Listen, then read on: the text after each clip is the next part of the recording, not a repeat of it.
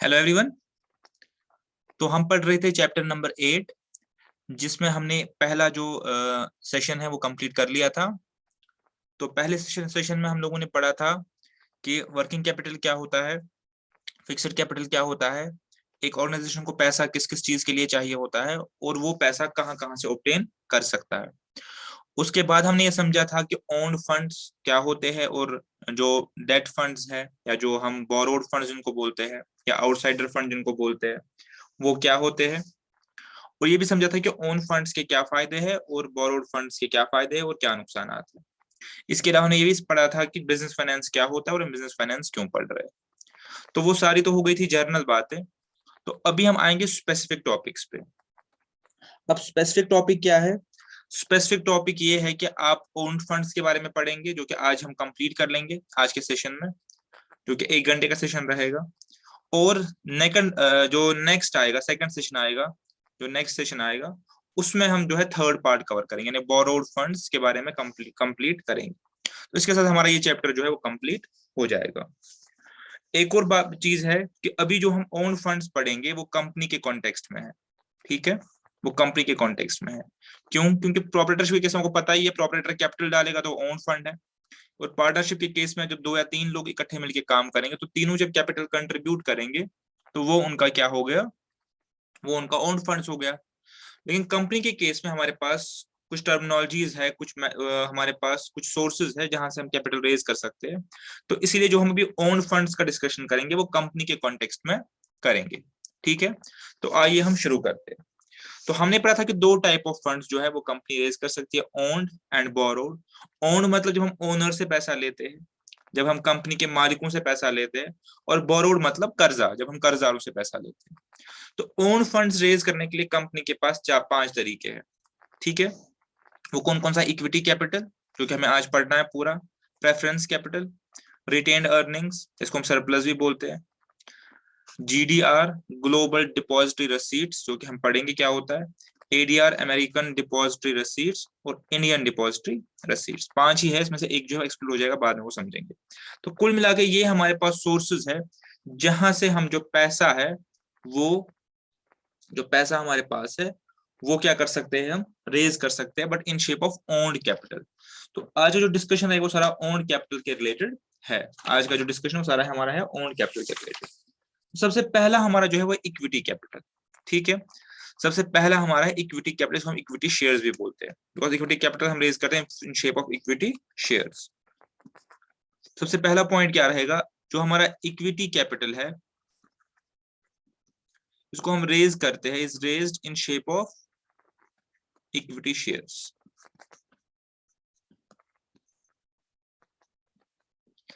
ठीक है।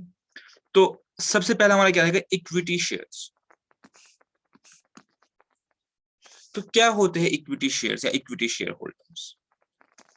Equity shares या इक्विटी शेयर होल्डर्स हमारे कंपनी के एक्चुअल मालिक होते हैं, actual owners in real sense, ठीक है।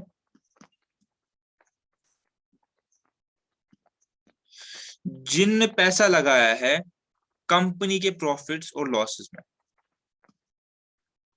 जिसको हम हिंदी में बोलना चाहते हैं, बोल सकते हैं सुख दुख का साथी। जब एक इक्विटी शेयर होल्डर पैसा लगाता है, कैपिटल इन्वेस्ट करता है, तो ये अपना कैपिटल इन्वेस्ट करता है फॉर प्रॉफिट्स एंड लॉसेस। तो इसका मतलब ये कंपनी के एक्चुअल बिजनेस में इंटरेस्ट है, ये कंपनी का एक्चुअल मालिक है, ठीक है। और इसका जो पैसा है वो हमारे पास लॉन्ग टर्म के लिए रहेगा, बिकॉज ये हमारा ओनर है। और ये पैसा क्यों लगाता है? प्रॉफिट्स के लिए ऑब्वियसली, और अपनी ग्रोथ के लिए, ठीक है। अब इसका मतलब अगर हमारे पास इक्विटी शेयरहोल्डर्स एक्चुअल ओनर है तो हमारे पास कोई ऐसे ओनर भी होंगे जो एक्चुअल नहीं होंगे लेकिन ओनर है। ओनर की बात हो रही है ना, तो हमारे पास ऐसे भी ओनर है जो कि ओनर तो है कंपनी के, वो कंपनी के शेयर्स में पैसा तो लगाते हैं, लेकिन वो कंपनी के एक्चुअल ओनर्स नहीं कहलाते, बिकॉज वो कंपनी के सुख दुख के साथी नहीं है। वो ऐसे लोग हैं जो प्रॉफिट्स में तो कंपनी के साथ देंगे लेकिन लॉसेस में कंपनी का साथ नहीं देंगे। तो इसलिए जब उनकी बात हम करेंगे उनको हम बोलते हैं प्रेफरेंस शेयर होल्डर, जो कि नेक्स्ट हमारा टॉपिक रहेगा, प्रेफरेंस शेयर होल्डर्स। तो चूंकि वो कंपनी के एक्चुअल ओनर्स नहीं, तो इसका मतलब इक्विटी शेयर होल्डर जो है कंपनी के एक्चुअल ओनर्स होते हैं, ठीक है। तो सबसे पहले हम इनको एक बार इसके फीचर्स पढ़ेंगे तो हमें समझ आएगा कि क्या क्या फीचर्स है। जब एक कैपिटल में ये फीचर्स होंगे तब हम कैपिटल को इक्विटी शेयर होल्डर्स बोलेंगे, एक्चुअल ओनर्स का क्या मतलब है। तो सबसे पहला फीचर जो हमारे पास है वो है owners in real sense having interest in business. इसका मतलब जब इक्विटी शेयर होल्डर पैसा लगाता है तो ये रियल सेंस में कंपनी का ओनर है। क्यों? क्योंकि इसका इंटरेस्ट जो है कंपनी के बिजनेस में है, और ये जो पैसा लगाता है वो प्रॉफिट्स हो तब भी इसका पैसा आएगा, लॉस हो तब भी इसका पैसा जो है वो लगेगा। यानी ये प्रॉफिट्स और लॉसेस दोनों में कंपनी का बराबर बराबर का शरीक रहता है। तो इसीलिए इसका जो इंटरेस्ट है वो किसमें है? बिजनेस में। ये बिजनेस का ओनर है, बिजनेस का मालिक है, बिजनेस में जो है प्राइमरी स्टेक होल्डर है। ये हमारे बिजनेस के एक्चुअल ओनर जो है वो कहलाए जाते हैं। दूसरी बात, चूंकि ये बिजनेस के एक्चुअल ओनर्स है इसलिए इनको वोटिंग राइट मिलेगा। कल को हमें कोई भी डिसीजन लेना हो, आपको मैंने बताया था कि एक कंपनी को कुछ मीटिंग्स करनी पड़ती है जिनको हम एजीएम्स भी बोलते हैं या ईजीएम बोलते हैं, एनुअल जनरल मीटिंग या एक्सट्राऑर्डिनरी जनरल मीटिंग। ठीक है, जब मैं बीच में कुछ बातें आपको बोलता हूँ, आपको याद करने की जरूरत नहीं है, ये जस्ट आपकी नॉलेज के लिए। कि कंपनी को कुछ मीटिंग्स करनी पड़ती है, अपना एजीएम और ईजीएम, ठीक है, मीटिंग्स, जहां पे हमें कुछ डिसीजंस लेने होते हैं। सपोज हम ऑडिट ऑडिट किससे करवाएंगे, सपोज हमें कितना डिविडेंड देना है, हमें किस बिजनेस में इन्वेस्ट करना है। तो जो भी बिजनेस डिसीजंस होते हैं वो लेने के लिए, क्योंकि कंपनी के बहुत सारे शेयर होल्डर्स होते हैं, तो कंपनी को अपनी एजीएम जो है बुलानी पड़ती है। अब पहले तो फिजिकली एजीएम होते हैं, आजकल वर्चुअली भी एजीएम अटेंड कर सकते हैं। ठीक है, तो इस एजीएम में चूंकि हर कोई शेयर होल्डर जो है मालिक होता है कंपनी का, तो हर कोई इक्विटी शेयर होल्डर को क्या मिलता है? वोटिंग राइट मिलता है। ठीक है, कि वो कंपनी की मैनेजमेंट में जो है डिसीजंस जो है उन पे जो है अपना वोट दे सकता है। कंपनी जो भी रेजोल्यूशन लाएगी उस इक्विटी शेयर होल्डर्स पे अपना वोट जो है वो दे सकता है, अपना जो ओपिनियन है वो रख सकता है। चूंकि इक्विटी शेयर होल्डर्स कंपनी के एक्चुअल मालिक है, इक्विटी शेयर होल्डर्स जो है कंपनी के एक्चुअल मालिक है, ये कंपनी के एक्चुअल बिजनेस में इन्वेस्टेड है और लॉन्ग टर्म के लिए इन्वेस्टेड है, प्रॉफिट और लॉसेस में भी इन्वेस्टेड है। इसीलिए ये लोग जो होते हैं इनको कंपनी जो है वोटिंग राइट देती है। तो हर शेयर होल्डर को जो है एजीएम में, कंपनी की जनरल मीटिंग्स में वोट करने के लिए जो है वोटिंग राइट जो है वो दिया जाएगा। तो जो है चूंकि ये कंपनी के एक्चुअल ओनर्स है रियल सेंस में, तो इसलिए हम इनको क्या करते हैं? वोटिंग राइट्स जो है वो देते हैं। यानी कंपनी की हर मीटिंग में इक्विटी शेयर होल्डर्स जो है वो अपना व्यू रख सकते हैं बिकॉज बीइंग रियल ओनर्स, और उस पर अपना वोट जो है वो कास्ट कर सकते हैं। इसके अलावा जो एक और फीचर है इनका वो है नो फिक्स डिविडेंड। फिक्स का मतलब क्या होता है? इनका कोई डिविडेंड रेट फिक्स नहीं होता कि इक्विटी शेयर होल्डर को साल के एंड पे या साल के मिडिल में या साल के बिगिनिंग में कितना डिविडेंड मिलेगा। डिविडेंड का मतलब क्या होता है? टर्म बार बार आई है। डिविडेंड का मतलब होता है रिटर्न शेयर्स के अगेंस्ट। ठीक है, डिविडेंड का मतलब होता है जो रिटर्न शेयर होल्डर्स को मिलता है, शेयर होल्डर्स को मिलता है against their holding, against their shares. ठीक है, शेयर होल्डर्स को जो डिविडेंड मिलता है, अपने शेयर होल्डर्स को जो रिटर्न मिलता है अपने शेयर्स के अगेंस्ट, को हम क्या बोलते हैं? डिविडेंड। एग्जाम्पल लीजिए कि आपने एक कंपनी के इक्विटी शेयर्स खरीदे हैं, 100 इक्विटी शेयर्स की बात कर रहा हूं। तो कंपनी क्या करेगी साल के मिडल में या साल के एंड में? अगर मिडल में तो हम बोलते हैं इंटर्म डिविडेंड। इंटर्म मतलब जो बीच में दिया जाता है, इंटर्म डिविडेंड, या होता है फाइनल डिविडेंड। ठीक है, तो दो टाइप का डिविडेंड होता है। तो कंपनी या तो बीच में या साल के एंड में, हो सकता है कि हर शेयर पे 3 रुपए या 4 रुपए या 10 रुपए जो भी उनको फीजेबल रहे एजीएम में, उतना डिविडेंड जो है वो डिक्लेयर करके पे कर दे शेयर होल्डर्स को। तो अब पॉइंट वापस आते हैं कि जो इक्विटी शेयर होल्डर्स होते हैं इनका जो डिविडेंड का रेट होता है वो कोई फिक्स नहीं होता। चाहे तो इनको डिविडेंड कुछ नहीं मिलेगा, जीरो मिलेगा, चाहे तो इनको 20% डिविडेंड मिल सकता है, 30 भी मिल सकता है, जितनी कंपनी पे करना चाहे, जो भी एजीएम में वो लोग पास करेंगे। तो इसका डिविडेंड किस पे डिपेंड करेगा? वो डिपेंड करेगा कि कंपनी ने उस साल कितना प्रॉफिट कमाया है। तो इक्विटी शेयर होल्डर्स चूंकि रियल ओनर्स है कंपनी के, इसीलिए इनका कोई डिविडेंड फिक्स नहीं होता। इनको कितना डिविडेंड मिलेगा वो कंपनी के एजीएम में डिसाइड होगा कि इनको कितना डिविडेंड जो है वो मिलेगा।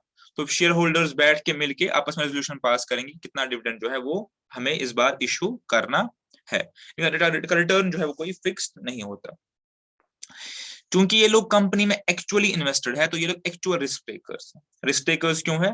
क्योंकि इनको पता है कि कभी हमारा कुछ भी डिविडेंड नहीं आएगा और कभी क्या हमारा डिविडेंड बहुत ज्यादा भी आ सकता है। ये लोग एक्चुअल जो है वो कंपनी में इन्वेस्टेड है, कंपनी के जो बिजनेस है उसमें इन्वेस्टेड है। ये अपने प्रॉफिट के लिए या अपने जो मार्जिन है उसके लिए इन्वेस्टेड नहीं है, ये लोग एक्चुअल कंपनी के बिजनेस में इन्वेस्टेड है। तो एक्चुअल जो बिजनेस का रिस्क है वही रिस्क के भी ले रहे हैं, बिजनेस में जो रिस्क है वो रिस्क के एज्यूम कर रहे हैं। तो ये लोग जो है एक्चुअल रिस्क टेकर्स होते हैं। इनको ये भी पता है कि कभी हमारा डिविडेंड कुछ भी नहीं आएगा, और अगर कंपनी ने अच्छा किया, कंपनी के बिजनेस ने अच्छा किया, तो हमें जो है अच्छा खासा जो बम्पर डिविडेंड है वो भी मिल सकता है। हर कंपनी का एक डिविडेंड बैंड होता है जिसके हिसाब से वो डिविडेंड इशू करती है। कुछ कंपनी साल का 10%, कुछ साल का 20%, तो वो कंपनी टू कंपनी जो है वेरी करता है कि वो कितना डिविडेंड जो है वो इशू पर शेयर करना चाहते हैं। बट चूंकि डिविडेंड की कोई सर्टेनिटी या गारंटी नहीं है, इसलिए ये लोग जो होते हैं एक्चुअल रिस्क टेकर्स होते हैं। जो एक्चुअल रिस्क होता है बिजनेस का, वो यही लोग जो है वो ले रहे हैं, वो यही लोग जो है वो ले रहे हैं। एक्चुअल जो बिजनेस का रिस्क है वो यही लोग ले रहे हैं। कौन लोग ले रहे हैं? वो ले रहे हैं जो कंपनी के इक्विटी शेयर होल्डर्स है। अब इनको रिस्क टेकर्स क्यों बोलते हैं? अब आप देखिए कि अगर हमारे पास ही पैसा है, सपोज मेरे पास, सपोज आप मान लीजिए कि आपके पास सपोज में 10,000 रुपए है। 10,000 रुपए आपको बोलेंगे किसी शेयर में लगा लो, तो आप क्या है थोड़ा सा हेजिटेट करेंगे, क्योंकि शेयर्स में आपको पता है कि जो कंपनी का बिजनेस है डूब भी सकता है, कंपनी का बिजनेस खराब भी हो सकता है, कंपनी का बिजनेस अच्छा भी हो सकता है। तो कल को अगर कंपनी का बिजनेस अच्छा नहीं हुआ तो आपका पैसा जो है वो डूब जाएगा, because of equity share holder है कंपनी के। लेकिन अगर कल को आपने यही पैसा जो है वो कोई एफडी में लगाया है या कोई बैंक अकाउंट में रखा है, तो वहां पे आपको पता है कि हमें जो फिक्स्ड रिटर्न है वो मिलेगा। तो जो रिस्क टेकिंग एबिलिटी है, जो रिस्क लोग ले रहे हैं, जो बिजनेस के रिस्क में इन्वेस्ट करना चाहते हैं, हर बिजनेस का एक रिस्क होता है, तो वही लोग जो है इक्विटी शेयर होल्डर्स कंपनी के कहलाते हैं। अब कोई एग्जांपल देता हूँ, अभी ईवी का चल रहा है अभी मार्केट में बहुत ज्यादा। अब ईवी में आपको पता है फ्यूचर भी है, ईवी में हमें पता है कि फ्यूचर भी है और कुछ रिस्क भी है। फ्यूचर क्यों है? क्योंकि ये सब लोग पता है कि 20 25 या 10 साल या 15 साल कुछ टाइम फ्रेम में जो है, जो 20 या 30% गाड़ी है वो ईवी पे शिफ्ट हो जाएगी। तो अभी जो भी कंपनीज ईवी बना रही है उसके शेयर्स में इन्वेस्ट करना अच्छी बात है, उसके बिजनेस में इन्वेस्ट करना अच्छी बात है। लेकिन रिस्क क्या है? रिस्क आपको पता है, बैटरी लाइफ का रिस्क है, एडिक्वेट चार्जिंग पॉइंट्स का रिस्क है, और एक और रिस्क जो हमारे पास अभी है, जो अभी लेटली डेवलप हुआ है, वो ये है कि ईवीज के जो स्कूटर्स है या ईवीज की जो गाड़ियां हैं वो जो फायर कैच कर रही है, तो सेफ्टी एंड सिक्योरिटी का एक और मसला जो है नया नया खड़ा हुआ है। तो अब जो बंदा इस ईवी के कॉन्सेप्ट पे यकीन रख रहा है और उसको ईवी का जो ब्राइट फ्यूचर है वो दिख रहा है, तो आज की डेट में वो क्या करेगा? इस ईवी बनाने वाली कंपनीज के शेयर्स में जो है इन्वेस्ट करेगा। अब इन्वेस्ट किस में कर रहा है? कंपनी के बिजनेस में, कंपनी के बिजनेस में। कल को अगर कंपनी का लॉस हो, इसका पैसा भी डूब जाएगा, कंपनी ने कमाया उसको भी अच्छा खासा डिविडेंड मिल जाएगा। तो being a real owner of company, they are actual risk takers. ठीक है, कल को अगर कंपनी बंद हो गई, फॉर एग्जाम्पल कंपनी बंद हो गई कल को, ये मैं पॉइंट बाद में फिर से समझाऊंगा, इसको बोलते हैं इन इवेंट ऑफ सेटलमेंट या वाइंडिंग अप। सबसे लास्ट में पैसा इनको मिलेगा, सबसे लास्ट में पैसा किनको मिलेगा? इनको मिलेगा। और आपका क्वेश्चन अगर कल को बचेगा ही नहीं कुछ, अगर कुछ बचेगा ही नहीं तो इनको पैसा नहीं मिलेगा, क्योंकि ये क्या होते हैं? एक्चुअल ओनर्स होते हैं। अब मैं इसको एक एग्जांपल से समझाता, लेकिन वो थोड़ा सा ठीक नहीं है। मतलब अगर आप अपने घर के एग्जांपल ले, जैसे होता है ना, घर में एक कोई मेंबर होता है जो नॉर्मली सबसे लास्ट में खाना खाता है, तो अगर कुछ बचेगा ही नहीं तो उसको नहीं मिलेगा। बीइंग अ रियल ओनर क्या होता है कि सबसे जब एक कंपनी की बैलेंस शीट बनती है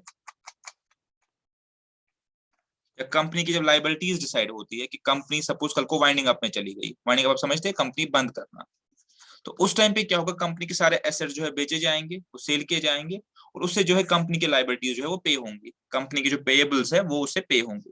तो पेएबल्स में क्या होता है? एक ऑर्डर बनता है। ऐसा नहीं है किसी को भी उठा के पैसा देते, सबसे पहले लेबर का पैसा देना पड़ता है, जो भी लेबर वेजेस अनपेड वो देने पड़ते, एक ऑर्डर है, ये लॉ में दिया हुआ एक ऑर्डर, लेबर वेजेस उनको पैसे देने पड़ते हैं। उसके बाद अगर कोई टैक्सेस है, स्टैट्यूटरी टैक्सेस है, गवर्नमेंट को कोई पैसे है वो देने पड़ते हैं।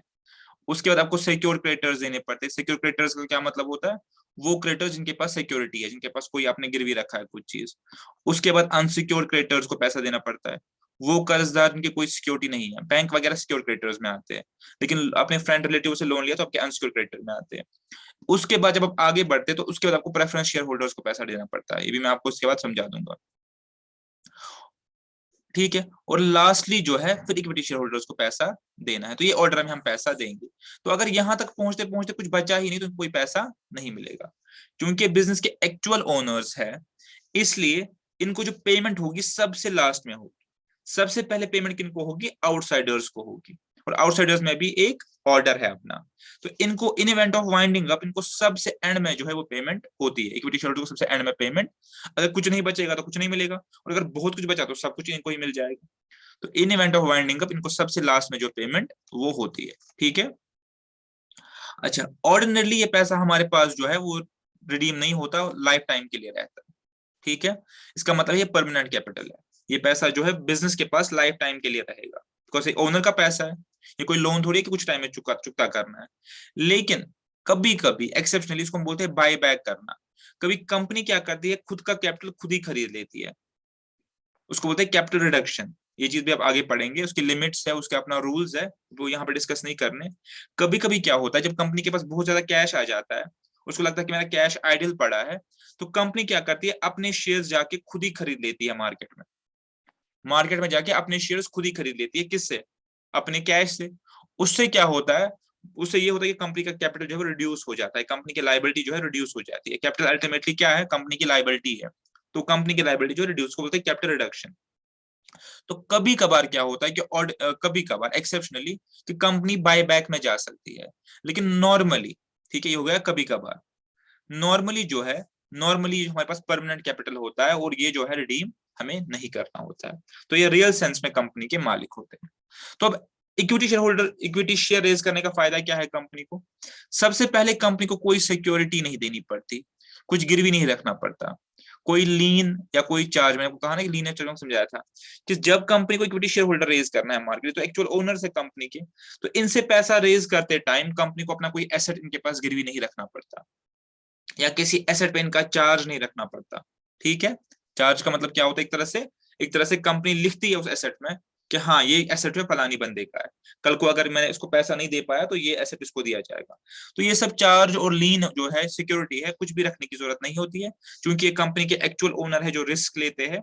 लिहाजा इनका जो है हमें कोई भी सिक्योरिटी जो है वो नहीं देनी पड़ती, इनसे सिंपली हम पैसा जो है वो लेते हैं विदाउट एनी सिक्योरिटी। तो कंपनी के लिए ये फायदा है। सेकंड, इन लोगों को जो है वोटिंग राइट मिल जाता है।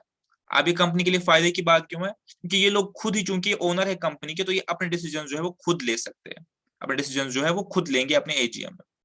ठीक है, खुद डिसीजन, कितना डिविडेंड देना है, क्या करना है, क्या नहीं करना। तो इससे क्या होता है कि ये कंपनी के लिए अच्छी बात है कि जिनका पैसा है वही कंपनी के लिए डिसीजन जो है वो लोग ले रहे हैं। तीसरी बात ये जो है कि जब आपके पास आ जाता है इक्विटी शेयर कैपिटल, तो आपके पास कोई फिक्स्ड ऑब्लिगेशन नहीं आती। अब फिक्स्ड ऑब्लिगेशन का क्या मतलब है? फॉर एग्जाम्पल, आप पैसा किसी बैंक से लेते हो ईएमआई की शेप में, तो आपको फर्स्ट पे जो है कंपनी को जो है ईएमआई पे, बैंक को जो है ईएमआई पे करना ही करना है। या आप किसी लेंडर से पैसा लेते हो तो आपको लेंडर को जो है उस बोरो, जिसे आपने पैसा बोरो किया है, ठीक है, आपको उस लेंडर को जो है वो मंथ एंड पे या जो भी उसकी टर्म है 6 महीने 3 महीने के बाद पैसा देना ही देना है। क्योंकि इक्विटी शेयर होल्डर जो है ये कंपनी के एक्चुअल ओनर्स है, लिहाजा हमारे पास कोई फिक्स्ड ऑब्लिगेशन नहीं है। हम चाहे इनको ईयर एंड पे पैसा डिविडेंड दे या चाहे नहीं दे, एज पर एजीएम, तो वो कंपनी की मर्जी है, बेस्ड अपॉन कंपनी का प्रॉफिट या बिजनेस। लेकिन अगर आपने डेट रेज किया है तो वहां पे आपके पास ऑप्शन नहीं है, डेट में आपके पास कोई भी ऑप्शन नहीं है। डेट में आपको पैसा देना ही देना है, चाहे आप कंपनी ने प्रॉफिट कमाया है या लॉस कमाया है, आपको इन एनी केस जाके उसको जो है अपना ईएमआई सर्व करना ही है। उससे क्या होता है, कंपनी की जो स्ट्रेंथ है वो कम हो जाती है। फॉर एग्जाम्पल, पहले 2-3 सालों में आपने इतना अच्छा प्रॉफिट नहीं किया और आपको रेगुलरली इंटरेस्ट और प्रिंसिपल जो है देना पड़ा, उससे कंपनी की फाइनेंशियल पोजीशन जो है वो खतरे में आ सकती है। लेकिन अगर आप पहले 5 साल भी शेयर होल्डर्स को कोई डिविडेंड नहीं देंगे तो कोई फर्क नहीं पड़ता, क्योंकि उनका ओनर्स का पैसा है, उनको पता है कि बाद में कंपनी ग्रो करेगी तो बाद में हमें पैसा जो है वो मिल जाएगा।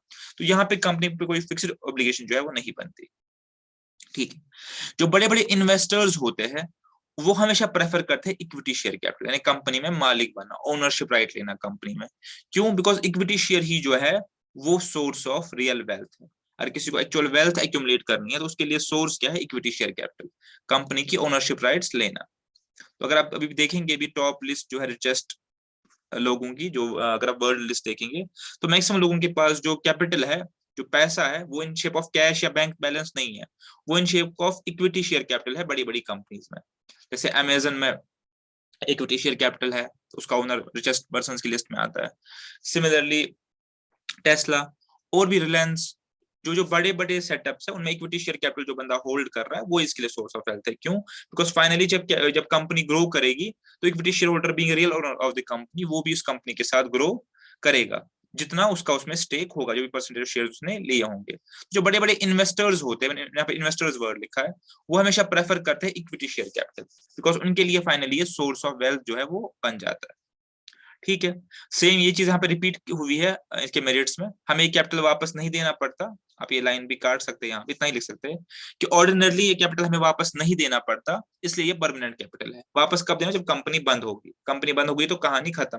लेकिन ordinarily in ordinary course of business में ये कैपिटल जो है वापस नहीं देना पड़ता। ठीक है, क्या इसके कुछ डिमेरिट्स भी है? हाँ, अगर आप सिर्फ और सिर्फ इक्विटी शेयर ही इशू कर रहे हैं तो कुछ डिमेरिट्स आपके पास है। सबसे पहला डिमेरिट क्या मैंने आपको कल समझाया था, वो ट्रेडिंग ऑन इक्विटी हम नहीं कर पाते। उसका मतलब क्या होता है? उसका मतलब ये होता है कि आप कोई ऐसा कैपिटल इशू करो, चाहे डिबेंचर चाहे प्रेफरेंस शेयर्स, जिनमें पे आउट जो है वो फिक्स्ड है। ठीक है, मैंने कल आपको समझाया था, फिर से एक बार समझाता हूं अगर आप रिकॉल करेंगे। कल मैंने ये चीज एक्सप्लेन की थी कि अगर फॉर एग्जांपल आपने 100 लाख रुपए का कैपिटल इशू किया है, पूरा इक्विटी है, और आप कमाते हो 20%, जो आपका मार्केट रिटर्न है वो 20%, इस कंपनी का प्रॉफिट जो है 20%, वो कितना हो गया? 20 लाख। तो शेयर होल्डर्स को कितना मिला? 20%। लेकिन अब अगर आप 50 लाख का डेट रेज करेंगे और 50 लाख का इक्विटी रेज करेंगे,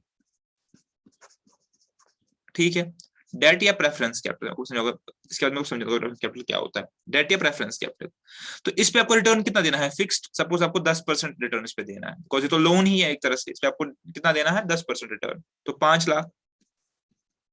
तो आपने कितना कमाया? 15 लाख। तो पहले आपने 20 लाख शेयर किया सारे इक्विटी होल्डर्स में, अब आप 15 लाख शेयर करेंगे 50 लाख इक्विटी होल्डर, तो कितना आपको प्रॉफिट हुआ? ये आपको प्रॉफिट हुआ 15/50, 30%। तो हर शेयर होल्डर को 30% रिटर्न मिला। ये क्यों मिला? क्योंकि मैंने क्या किया, 20% मार्केट से कमा रहा हूं, 20% अपने बिजनेस से कमा रहा हूं, लेकिन 10% ही मैं किनको दे रहा हूं? डेट वालों को। इसको बोलते हैं ट्रेडिंग ऑन इक्विटी। इक्विटी कम करके इक्विटी होल्डर्स को जो है फायदा पहुंचाना।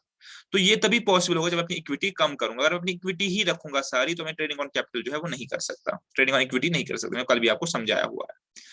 तो फिर से एक बार सुन लीजिए, ट्रेडिंग ऑन इक्विटी का मतलब होता है ऐसे कैपिटल के सोर्सेज इशू करना जिनमें हमें रिपेमेंट जो है वो फिक्स्ड हो। इक्विटी शेयर होल्डर में रिपेमेंट फिक्स्ड नहीं होती। ठीक है, अच्छा, ये मैंने आपको पहली बात बता दी। जिन लोगों का रिस्क लेने का जो कैपेबिलिटी है उतनी ज्यादा नहीं है, इसको रिस्क एपेटाइट बोलते हैं, रिस्क लेने की कैपेबिलिटी। कुछ लोग बहुत ज्यादा रिस्क लेते हैं, कुछ रिस्क नहीं लेते। हर किसी का अपना अपना एक रिस्क का एक एपेटाइट होता है।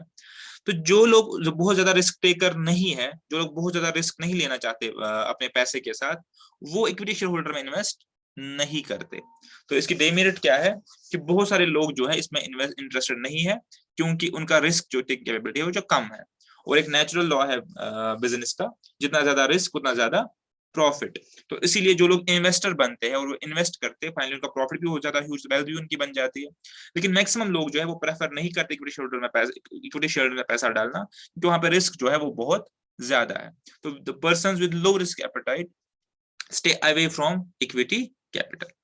ठीक है, ये हो गया, ये भी हो गया। एक और इशू आता है ओवर कैपिटलाइजेशन का। ठीक है, ठीक है, एक एक टर्म है, फाइनेंशियली पढ़ते हैं ये टर्म्स, इसको बोलते हैं एडिक्वेट कैपिटलाइजेशन,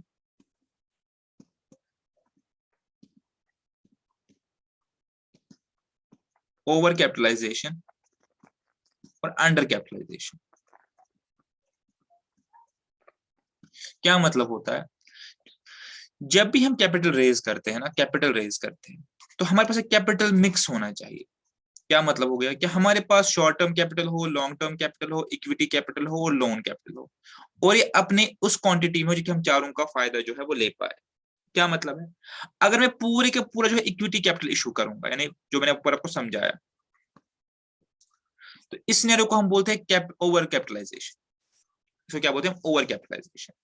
यानी कंपनी के पास एक्सेस कैपिटल है। उससे उसके क्या नुकसान है? उसका नुकसान ये है कि कंपनी ट्रेडिंग ऑन इक्विटी नहीं कर सकता। कंपनी में ओनर ज्यादा है तो कंट्रोल ज्यादा उनका जो है वो डाइल्यूट हो चुका है, ठीक है।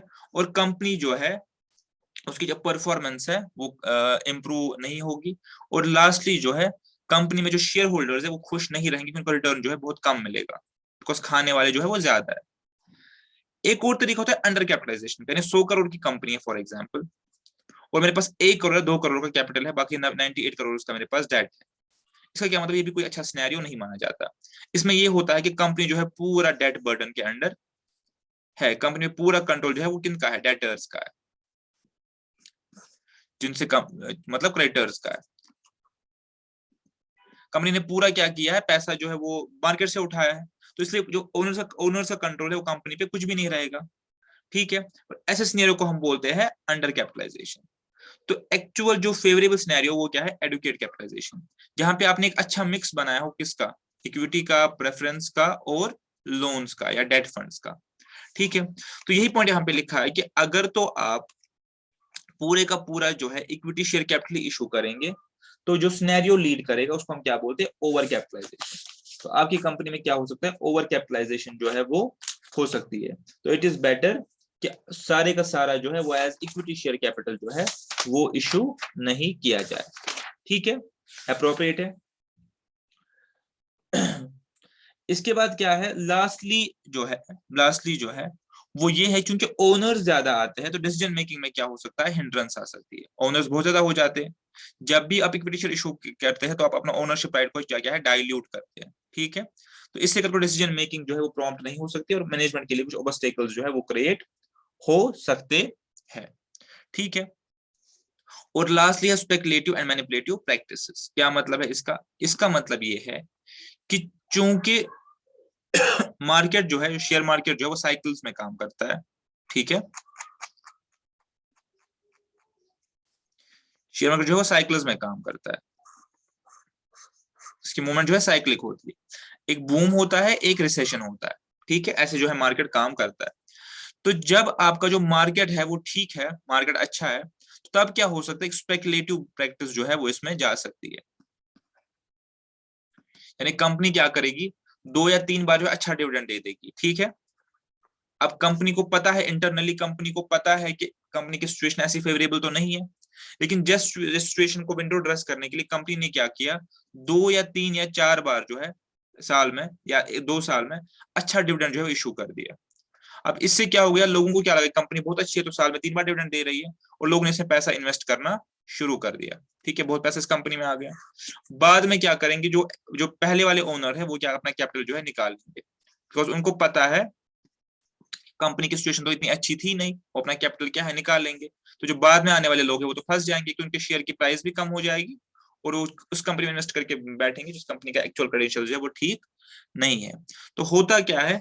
यहाँ पे मैनिपुलेशन या स्पेकुलेशन के चांसेस जो है वो बहुत ज्यादा बढ़ जाते हैं। तो इसीलिए जो है इसके लिए बाकी सब रिसर्च और कंपनी के बारे में बैकग्राउंड और ये सब पढ़ लिख के जो है कंपनी में इन्वेस्ट जो है वो करना चाहिए, बिकॉज कंपनी में ये सब चांसेस जो है बहुत ज्यादा होते हैं। तो इक्विटी शेयर होल्डर में क्या ड्रॉबैक? क्या है ड्रॉबैक? ये है कि यहाँ पे एक अपॉर्चुनिटी रहती है स्पेकुलेशन की और मैनिपुलेटिव प्रैक्टिसेस की, तो ये एक इसमें एक ड्रॉबैक भी है इस कैपिटल का, ठीक है। तो इसके साथ ये हमारा जो है वो कंप्लीट हो गया। तो अगर हम इसको समराइज करना चाहते तो क्या समरी हमारी बनेगी? कि इक्विटी शेयर होल्डर्स जो होते हैं कंपनी के एक्चुअल ओनर्स होते हैं, जो कंपनी के एक्चुअल सुख दुख के साथ ही, ये चीज आप याद रखो, जो कंपनी के एक्चुअल सुख दुख के साथ ही, इसलिए हमको कोई सिक्योरिटी नहीं देते, कुछ नहीं देते, इनसे हम कोई वादा नहीं करते कि आपको कितना रिटर्न देंगे। तो डिपेंडिंग अपॉन प्रॉफिट इनको हम अपना रिटर्न देते हैं, उनकी वेल्थ जो है धीरे धीरे जो है एक्यूमुलेट हो जाती है, और कंपनी बंद होने पे सबसे लास्ट पे जिनको पैसा मिलता है वही लोग होते हैं। ये कैपिटल हमारे लिए परमानेंट होता है, और लास्ट ये एक्चुअल रिस्क टेकर्स कंपनी में होते हैं, और इनको वोटिंग राइट मिलता है कंपनी के डिसीजंस में पार्टिसिपेट करने का, बीइंग रियल ओनर्स, ठीक है। अब इसके ऑपोजिट है प्रेफरेंस शेयर्स, ठीक है, या preference share holders. Preference share holders, अब नाम से ही पता चल गया कि प्रेफरेंस है, इनको किसी चीज में क्या है? प्रेफरेंस है। प्रेफरेंस आप समझ रहे हो कि प्रेफरेंस क्या होता है? Favour. So they are favoured in some aspects, क्योंकि फेवर इनको ट्रांसफर इनको प्रेफरेंस शेयर होल्डर्स बोलते हैं। ये भी शेयर होल्डर्स, ये भी ओनर है। आप ये नहीं समझना कि आउटसाइडर्स है, हम पढ़ ही रहे ओनर फंड, ये भी ओनर है, लेकिन ये ऐसे ओनर है जिनको कुछ प्रेफरेंस दी जाती है, जिनको कुछ एक्स्ट्रा बेनिफिट दिए जाते हैं। तो क्या बेनिफिट दिए जाते हैं, याद रखिए दो ही चीजें हैं जो उनको डिस्टिंग्विश करती है, दो चीजें। इनको दो सिनेरियो में जो है, इनको दो सिनेरियो में जो है वो फायदा है। पहला, इनको प्रेफरेंस है इन पेमेंट ऑफ डिविडेंड। अगर कल को डिविडेंड जो है, हमें कंपनी ने डिसाइड किया कि हमें डिविडेंड देना है, ठीक है, डिविडेंड का मतलब क्या होता है, डिविडेंड का मतलब होता है आपके जो आपका जो इन्वेस्टमेंट है उस पर रिटर्न, आपने जितना पैसा लगाया उस पर रिटर्न। अगर कंपनी ने कल को डिसाइड किया कि आपको हमें कुछ रिटर्न देना है, कुछ डिविडेंड देना है, तो सबसे पहले इनको दिया जाएगा। जब इनके बाद बचेगा तब इक्विटी होल्डर्स की बारी आएगी। तो नाम से ही पता चलता है इनको कुछ प्रेफरेंस होगी। तो क्या प्रेफरेंस, दो प्रेफरेंस है। पहली प्रेफरेंस है इन पेमेंट ऑफ डिविडेंड, और दूसरी प्रेफरेंस है in repayment of capital in event of winding up.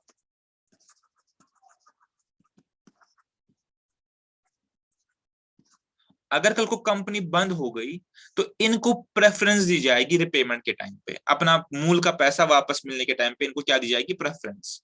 किन के ऊपर प्रेफरेंस दी जाएगी, इक्विटी शेयर होल्डर के प्रेफरेंस के ऊपर। तो इसीलिए ये कंपनी के एक्चुअल या रियल ओनर्स नहीं है, ये तो सुख दुख के साथ ही थे, ये खाली कंपनी के सुख के साथ ही है। ठीक है, डिविडेंड पहले चाहिए, ठीक है, कंपनी का कोई बंद होगी तो पैसा इनको पहले चाहिए, इसलिए इनको बोलते हैं प्रेफरेंस शेयर होल्डर्स। इनको इसलिए बोलते हैं प्रेफरेंस शेयर होल्डर्स। एक तीसरी क्वालिटी भी होती है इनकी कि इनका जो डिविडेंड होता है वो फिक्स्ड होता है, ठीक है, इनका डिविडेंड रेट होता है, फिक्स्ड होता है। इनको कितना पैसा मिलेगा पता है, इनको पता है अगर हम 100 रुपए लगाएंगे तो हमें कुछ 12% सपोज मिलेंगे, तो इसका मतलब हमें कितना मिलेगा, 12 रुपए, हमें साल के एंड में 12 रुपए मिलेंगे। तो इनको पता होता है कि 100 रुपए लगाने पे हमें कितना मिलेगा, ठीक है। तो ये अपने पैसे से मतलब रखते हैं, इनको कंपनी के बिजनेस से कोई मतलब नहीं होता, इसलिए ये एक्चुअल रियल ओनर्स नहीं है, लेकिन ये कंपनी के प्रेफरेंशियल ओनर्स है। ओनर्स ये भी है, ओन फंड ये भी है, ऐसा नहीं है कि ये डेट है कंपनी का, ना डेट नहीं है, ये कंपनी का कैपिटल ही है और कंपनी के ओन फंड्स ही है। लेकिन ये ऐसे शेयर होल्डर्स है, आप ऐसा समझो जिनके कुछ नखरे हमें उठाने पड़ते हैं। नखरे क्या है, पहला नखरा ये है कि इनको डिविडेंड जो है फिक्स चाहिए, दूसरा इनको जो डिविडेंड है पहले चाहिए इक्विटी होल्डर से, तीसरा जो है इन इवेंट ऑफ वाइंडिंग अप इनको पैसा पहले चाहिए अगर कंपनी कल को बंद हो जाएगी। ठीक है, तो आइए ऊपर एक बार इसको स्टडी करते हैं फिर से। देखिए फीचर्स क्या है, ये ऐसे शेयर होल्डर्स है जिनको प्रायोरिटी मिलती है रिपेमेंट की। रिपेमेंट का मतलब क्या होता है, अपना मूल का पैसा वापस मिलना, अपना कैपिटल वापस मिलना। कब, इन इवेंट ऑफ वाइंडिंग अप, अगर कंपनी कल को बंद हो जाएगी तो इनको प्रेफरेंस या प्रायोरिटी मिलेगी किसमें, कैपिटल के रिपेमेंट पे। इनके बाद जो है इक्विटी शेयर होल्डर्स को मिलेगा। इनको डिविडेंड में भी प्रायोरिटी मिलेगी। कंपनी अपना सब कुछ खर्चा करने के बाद, इंटरेस्ट का खर्चा करने के बाद जो कंपनी के पास पैसा प्रॉफिट बचता है, उस कंपनी उसे क्या देती है, डिविडेंड। तो जब कंपनी डिविडेंड देगी तो सबसे पहले क्या है, इन लोगों को डिविडेंड देना है, उसके बाद जब बचेगा तब इक्विटी शेयर होल्डर्स को जो है वो डिविडेंड मिलेगा। इनका डिविडेंड का रेट जो है वो फिक्स्ड होता है, ठीक है, इनको कितना डिविडेंड मिलेगा वो पता होता है। इनको पहले बोला जाता है कि 100 रुपए लगाओगे तो आपको 12% जो है मिलेगा, इनको ऐसे बोला जाता है 12% प्रेफरेंस शेयर्स, यानी ये प्रेफरेंशियल शेयर होल्डर्स है, उनको डिविडेंड कितना मिलेगा, 12%, ऐसे इनको बोला जाता है, ठीक है। बट ये कैपिटल भी हमारे पास परमानेंट है, ठीक है। ऑर्डिनरली ये कैपिटल हमारे पास लॉन्ग टर्म के लिए रहेगा, बिकॉज ये कोई हमारे लेंडर्स तो नहीं है, कोई हमने इनसे कोई कर्जा तो नहीं लिया है तो ओनर्स ही, तो इनका पैसा भी हमारे पास एंड तक रहेगा, ठीक है। और इनका एक और फायदा क्या है जो इनको कर्जदारों से डिस्टिंग्विश करता है, कल को आप ये भी पूछ सकते हैं कि फिर फायदा फायदा क्या, कर्जदारों इसमें क्या डिफरेंस है। इनको भी हमें कोई चार्ज, ऑब्लिगेशन, सिक्योरिटी नहीं देनी पड़ती, ठीक है, बिकॉज ये लोग भी ओनर्स है, तो इनको भी हम कोई सिक्योरिटी नहीं देते। ये चाहे तो पैसा लगाएंगे अपनी फ्री विल से, नहीं तो नहीं लगाएंगे। इनको हम कोई कुछ भी गिरवी विरवी नहीं रखते, हम कोई भी सिक्योरिटी, कोई भी ऑब्लिगेशन इनको, कोई भी मॉर्टगेज इनको नहीं देते, बस इनको कुछ प्रेफरेंसेस देते, ठीक है। अब पॉइंट है कि अगर इनको ये प्रेफरेंसेस हम देते हैं, इसके बदले कुछ तो हमें इनसे लेना पड़ेगा, इक्विटी शेयर होल्डर्स, और ये तो वरना पार हो जाएंगे कि कोई बंदा इक्विटी में पैसा लगा रहा है, कोई बंदा प्रेफरेंस में पैसा लगा रहा है, तो इसलिए इनको, इनसे हम एक राइट जो है वो लेते हैं, वो वोटिंग राइट। इनको वोटिंग राइट नहीं मिलता, बिकॉज इनको तो अपना 12% मिल रहा है, इनको कंपनी की वोटिंग से कोई मतलब नहीं है, तो इनको वोटिंग राइट्स जो है प्रेफरेंस वालों को नहीं मिलते। रीजन भी ये कंपनी के एक्चुअल ओनर्स नहीं होते हैं, इनको वोटिंग राइट्स जो है वो कंपनी नहीं देती। लेकिन ठीक है, लेकिन एक चीज है जो मैं आपको यहाँ बता देता हूँ, इनको पार्टिसिपेशन मिलती है उन डिसीजंस में जो इनको इम्पैक्ट करते हैं। कंपनी के कुछ डिसीजंस ऐसे होते हैं जिससे इनको इम्पैक्ट होता है, मोस्टली कैपिटल स्ट्रक्चर के जो डिसीजंस होते हैं वहां पे इनसे जो है वो परमिशन लेनी होती है। मैं आपको बाद में एक्सप्लेन करूंगी, ये चीज को आप याद रखिए। ऑर्डिनरली आपने याद रखना है कि वोटिंग राइट नहीं मिलता शेयर होल्डर्स को, ठीक है। क्यों नहीं मिलता? बिकॉज इनको कंपनी के बिजनेस में तो कोई मतलब ही नहीं है, कंपनी क्या कर रही है क्या नहीं कर रही, इनको अपना 12% चाहिए, 10% चाहिए। तो ऐसे ओनर्स को हम क्या कहते हैं, आपको डिसीजन में पार्टिसिपेट मत करो, आपको आपका 10 या 12% मिल जाएगा। लेकिन कुछ ऐसे डिसीजंस होते हैं कंपनी में जिससे इनके राइट्स पे इंपैक्ट पड़ेगा, इनके जो 12% उस पर इम्पैक्ट पड़ेगा। तो इसलिए हम क्या करते हैं, वहां पे इनसे परमिशन लेनी पड़ती है, और मैं बाद में थोड़ा सा एक्सप्लेन और करूंगा, ठीक है। जनरल कोडिंग राइट्स नहीं मिलते। अब इसके फायदे क्या है? इन्वेस्टर के लिए सबसे बड़ा फायदा ये है कि उसको गारंटीड रिटर्न जो है वो मिल जाता है, उसको पता है कि मुझे जो है गारंटी रिटर्न जो है वो मिल जाएगा, ठीक है, ये फायदा है। और ये कंपनी के लिए फायदा, कंपनी को पता है कि मुझे कितना पैसा इसको वापस देना है।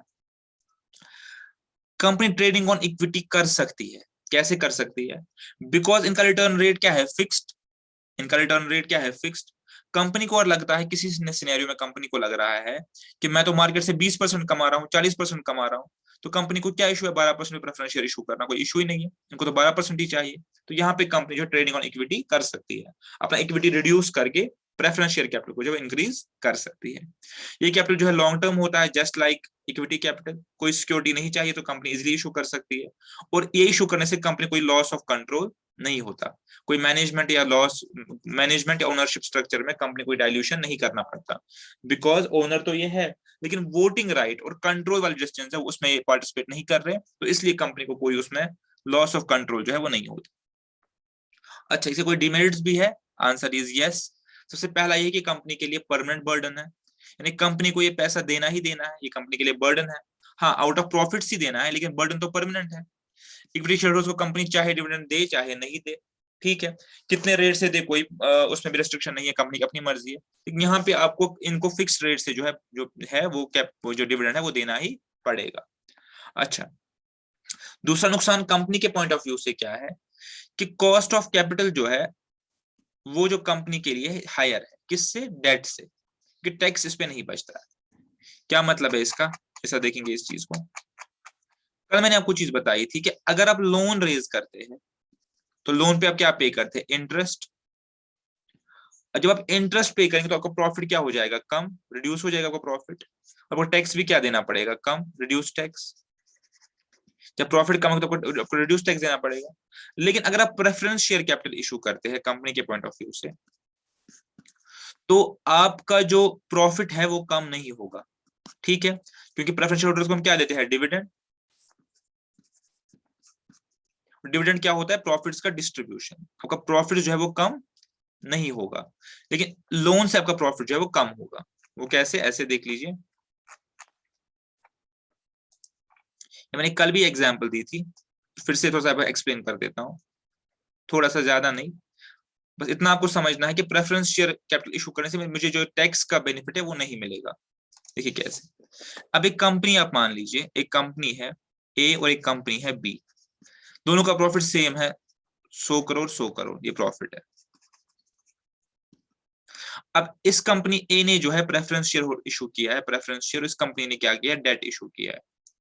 अब जिस कंपनी ने डेट इशू किया है ये अपने प्रॉफिट से लेस क्या करेगी? इंटरेस्ट। कितना? सपोज उसने 50 लाख का डेट किया है, उस पर 10%, हो गया कितना? 5, तो ये करेगी, तो यहाँ पे क्या हो गया? 95 या 10 कर लीजिए इसको, एग्जाम्पल ही है 90। और इसको कोई इंटरेस्ट बर्डन नहीं है, उसने प्रेफरेंस इशू किया, तो इसका प्रॉफिट कितना आएगा? 90, ठीक है, 20% मान लीजिए, हो गया 90। तो ये हम बोलते हैं टैक्सेबल प्रॉफिट्स। इसको टैक्स देना पड़ेगा इस पे, ठीक है, इसको इस पे टैक्स देना पड़ेगा। अब जिस कंपनी ने प्रेफरेंशियल इशू किया इसका प्रॉफिट कितना हो गया? 100, और इसने लोन इशू किया, कितना हो गया? 90। ये 90 पे टैक्स देगी, ये 90 पे 30%, 27 लाख देगी, और 30 लाख देगी। देखिए 3 लाख का टैक्स इसलिए बच गया यहाँ पे। अब ये क्या करेगी? डेट के बाद ये 27 लाख जो है किन में डिस्ट्रीब्यूट करेगी? ये डिस्ट्रीब्यूट करेगी जो भी प्रॉफिट बचेगा आगे, 63 लाख और 70 लाख। तो ये क्या करेगी अपना, ये प्रॉफिट जो है वो जो प्रॉफिट अपना ये जो है अपना इसको डिस्ट्रीब्यूट करेगी, पहले प्रेफरेंस शेयर होल्डर्स में, उसके बाद इक्विटी शेयर होल्डर्स में। ठीक है, जो जो सीक्वेंस है। और ये भी क्या करेगी, ये भी सेम करेगी।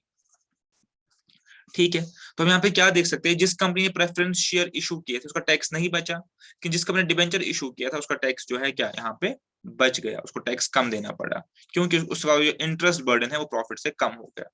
ठीक है, तो प्रेफरेंस शेयर होल्डर कंपनी पे ये नुकसान है कि उनको जो है प्रॉफिट जो है, जो टैक्स है वो इस पे नहीं बचता, टैक्स नहीं बचता। लेकिन फायदा क्या है कंपनी को, फायदा ये है कि कोई सिक्योरिटी रेज नहीं करती, डेट नहीं है, ओनर ही है। और एक लास्ट जो इसमें डीमेरिट है कि जो इन्वेस्टर होता है वो जर्नली यहाँ पे इन्वेस्ट नहीं करता। देखिए क्यों, एक बंदा पैसा लगाएगा, उसको पता है मुझे 10% मिलना है या 12% मिलना है, तो इससे अच्छा वो किसी बॉन्ड में इन्वेस्ट करे, वो किसी डिबेंचर में इन्वेस्ट करे, वो किसी लोन में इन्वेस्ट करे।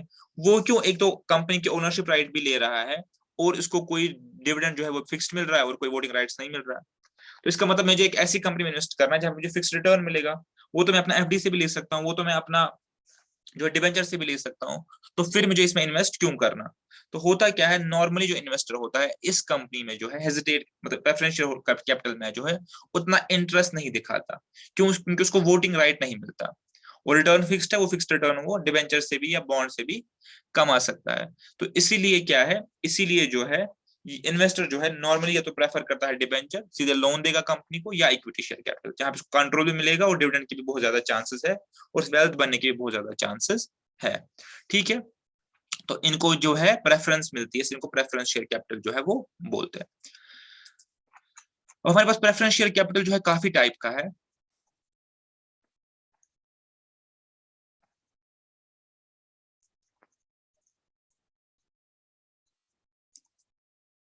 इसकी मैंने स्लाइड नहीं बनाई है, मैं उसे यहाँ पे लिखवा देता हूँ, बुक से सीधा रीड कर सकते हैं, मैं यहाँ पे एक्सप्लेन कर दूंगा।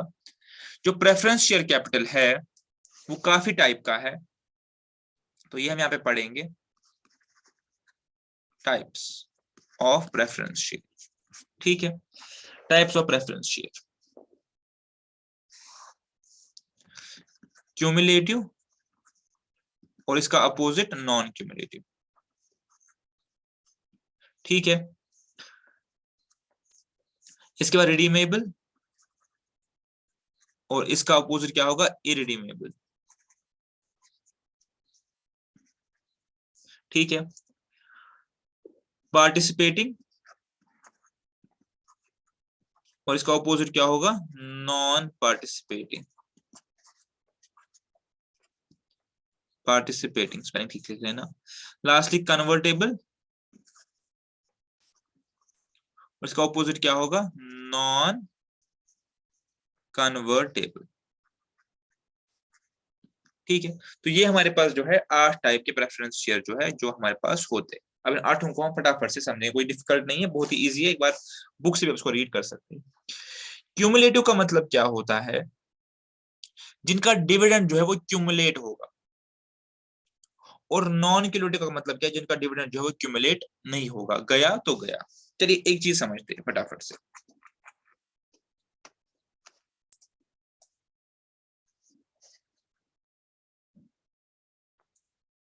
हमें समझना है अभी क्या, क्यूमुलेटिव और नॉन क्यूमुलेटिव प्रेफरेंस शेयर। हमने क्या कहा कि जो प्रेफरेंस शेयर होल्डर्स इनको जो डिविडेंड है वो फिक्स रेट से मिलता है। लेकिन ठीक है, मिलता कब है, प्रॉफिट से ही मिलता है, प्रॉफिट नहीं होगा तो नहीं मिलेगा।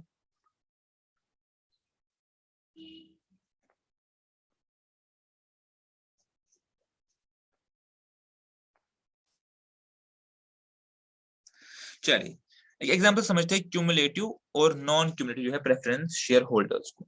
देखिए सपोज एक कंपनी है, एक कंपनी है सपोज, इसका जो कैपिटल स्ट्रक्चर है वो ऐसे है। इसका इक्विटी कैपिटल जो है वो है 20 लाख का। ठीक है, इसका प्रेफरेंस कैपिटल जो है वो है 30 लाख का, और इसका डेट जो है वो है सपोज आप मान लीजिए 50 लाख का, तो कितना हो गया, 100 लाख। ठीक है, आपको पता है कि preference share holder preference capital पे क्या देना होता है, डिविडेंड, तो मैं लिखता हूँ उसको 10%, इसको 10% जो है डिविडेंड देना है। और डेट जो है ये आप मान लीजिए, ये मैंने उठाया हुआ है कितने पे, डेट मानिए बेटा किसी भी परसेंटेज, 12% पे उठाया हुआ है, कोई फर्क नहीं पड़ता। ठीक है, मैंने 12% पे जो है डेट उठाया हुआ है, ये मेरे पास कैपिटल स्ट्रक्चर है। इक्विटी के आगे क्यों नहीं, कुछ क्यों नहीं लिखा है, बिकॉज ये रियल ओनर्स है, इनको डिविडेंड मिलेगा कुछ भी नहीं या बहुत ज्यादा, जो भी लास्ट में बचेगा।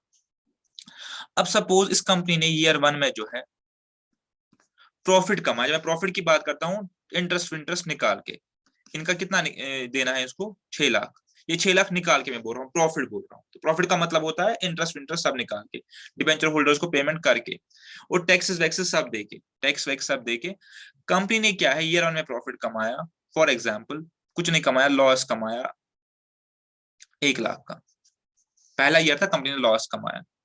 तो इस साल चूंकि लॉस है, मैं तो प्रेफरेंशियल होल्डर्स को कुछ नहीं दूंगा, इनको तो मैंने दे ही दिया होगा बिकॉज उनको जरूरी देना, डेटर्स थे, प्रेफरेंस वालों को मैं कुछ नहीं दूंगा।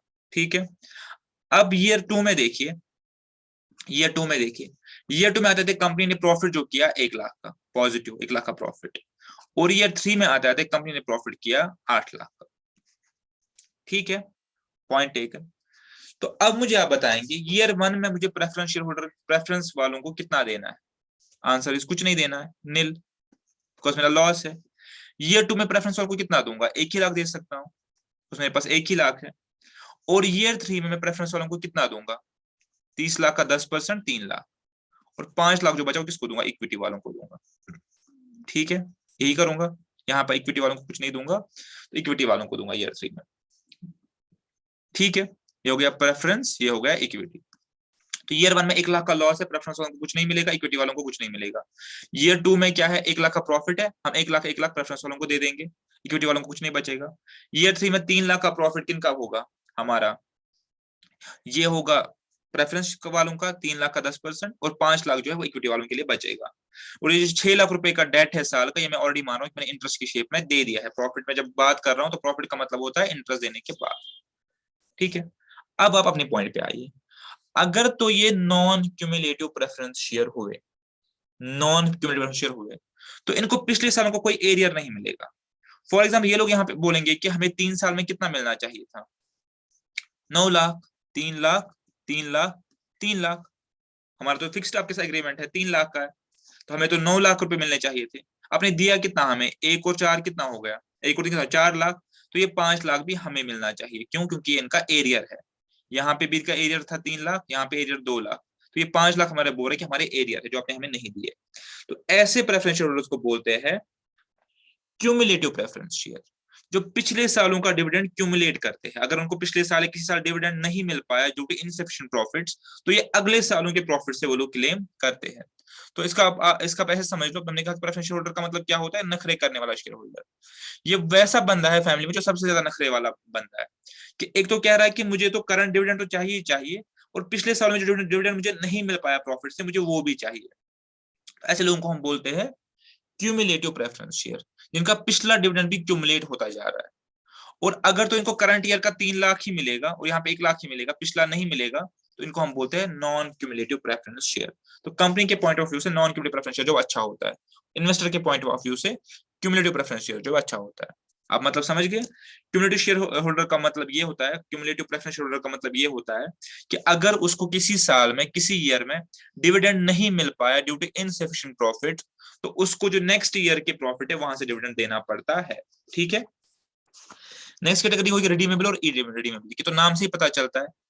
इसका मतलब ये होता है कि अगर तो हो गया, अगर तो इनको लाइफ टाइम के दौरान अपना पैसा वापस मिल गया, मेन पैसा, मैं डिविडेंड की बात नहीं कर रहा हूँ, मेन, उन्हें सपोज उन्होंने 50 लाख लगाया था इस एग्जाम्पल में, कितना लगाया था इन्होंने लगाया था इस एग्जाम्पल में हमारे यहाँ पे 30 लाख।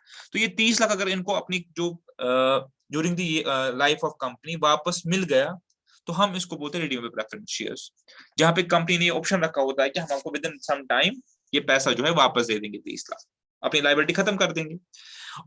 लेकिन अगर ये पैसा इनको वापस नहीं देना है, कंपनी के वाइंडिंग अप पे ही मिलेगा, तो ये होता है इरिडीमेबल, जो हमेशा कंपनी के साथ रहेगा, जो रिडीम होगा वाइंड अप पे, उससे पहले वाइंड अप नहीं होगा। ठीक है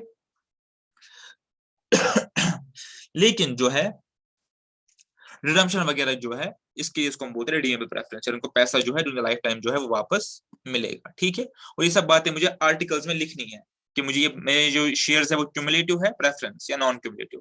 अच्छा, इक्विटी के केस में ये सब झंझट नहीं होते, वहां पे तो कोई ऐसा क्वेश्चन ही नहीं आएगा, वो तो पता ही कि इक्विटी शेयर होल्डर है। यहाँ पे झंझट आएगा। तो जब भी आप इशू करते हो प्रेफरेंस शेयर के, हम लोग को ये सब बातें स्पेसिफिक करनी है, क्यूमुलेटिव है या नॉन क्यूमुलेटिव है, रिडीमेबल है या रिडीमेबल है। इसके बाद हो गया पार्टिसिपेटिंग और नॉन पार्टिसिपेटिंग। अब इसका क्या मतलब होता है, कुछ प्रेफरेंस शेयर होल्डर्स जो होते हैं वो होते हैं पार्टिसिपेटिंग, क्या होते हैं पार्टिसिपेटिंग, और कुछ होते हैं नॉन पार्टिसिपेटिंग। ठीक, पार्टिसिपेटिंग का मतलब होता है कि इनको सबसे पहले अपना फिक्स्ड डिविडेंड मिलेगा जितना इनके साथ एग्रीड है, मिल गया डिविडेंड। उसके बाद किनकी बारी, इक्विटी शेयर होल्डर की बारी आएगी।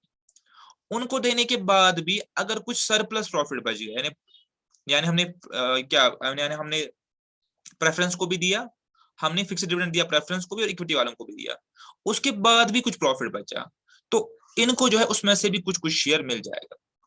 कुछ कुछ शेयर जो है कुछ परसेंटेज, 10%, 5% बाद में होने वाले सरप्लस से। ठीक है, कंपनी नॉर्मली ऐसे इशू नहीं करती। यहां पे इनको सिंपली क्या मिलता है, फिक्स्ड डिविडेंड। ठीक है, सिंपली मिलता है फिक्स्ड डिविडेंड। और कितना रहेगा यहाँ पे शेयर, क्या रेशो रहेगा, वो डिसाइड लिखा होता है आर्टिकल ऑफ एसोसिएशन, वो लिखा होना चाहिए।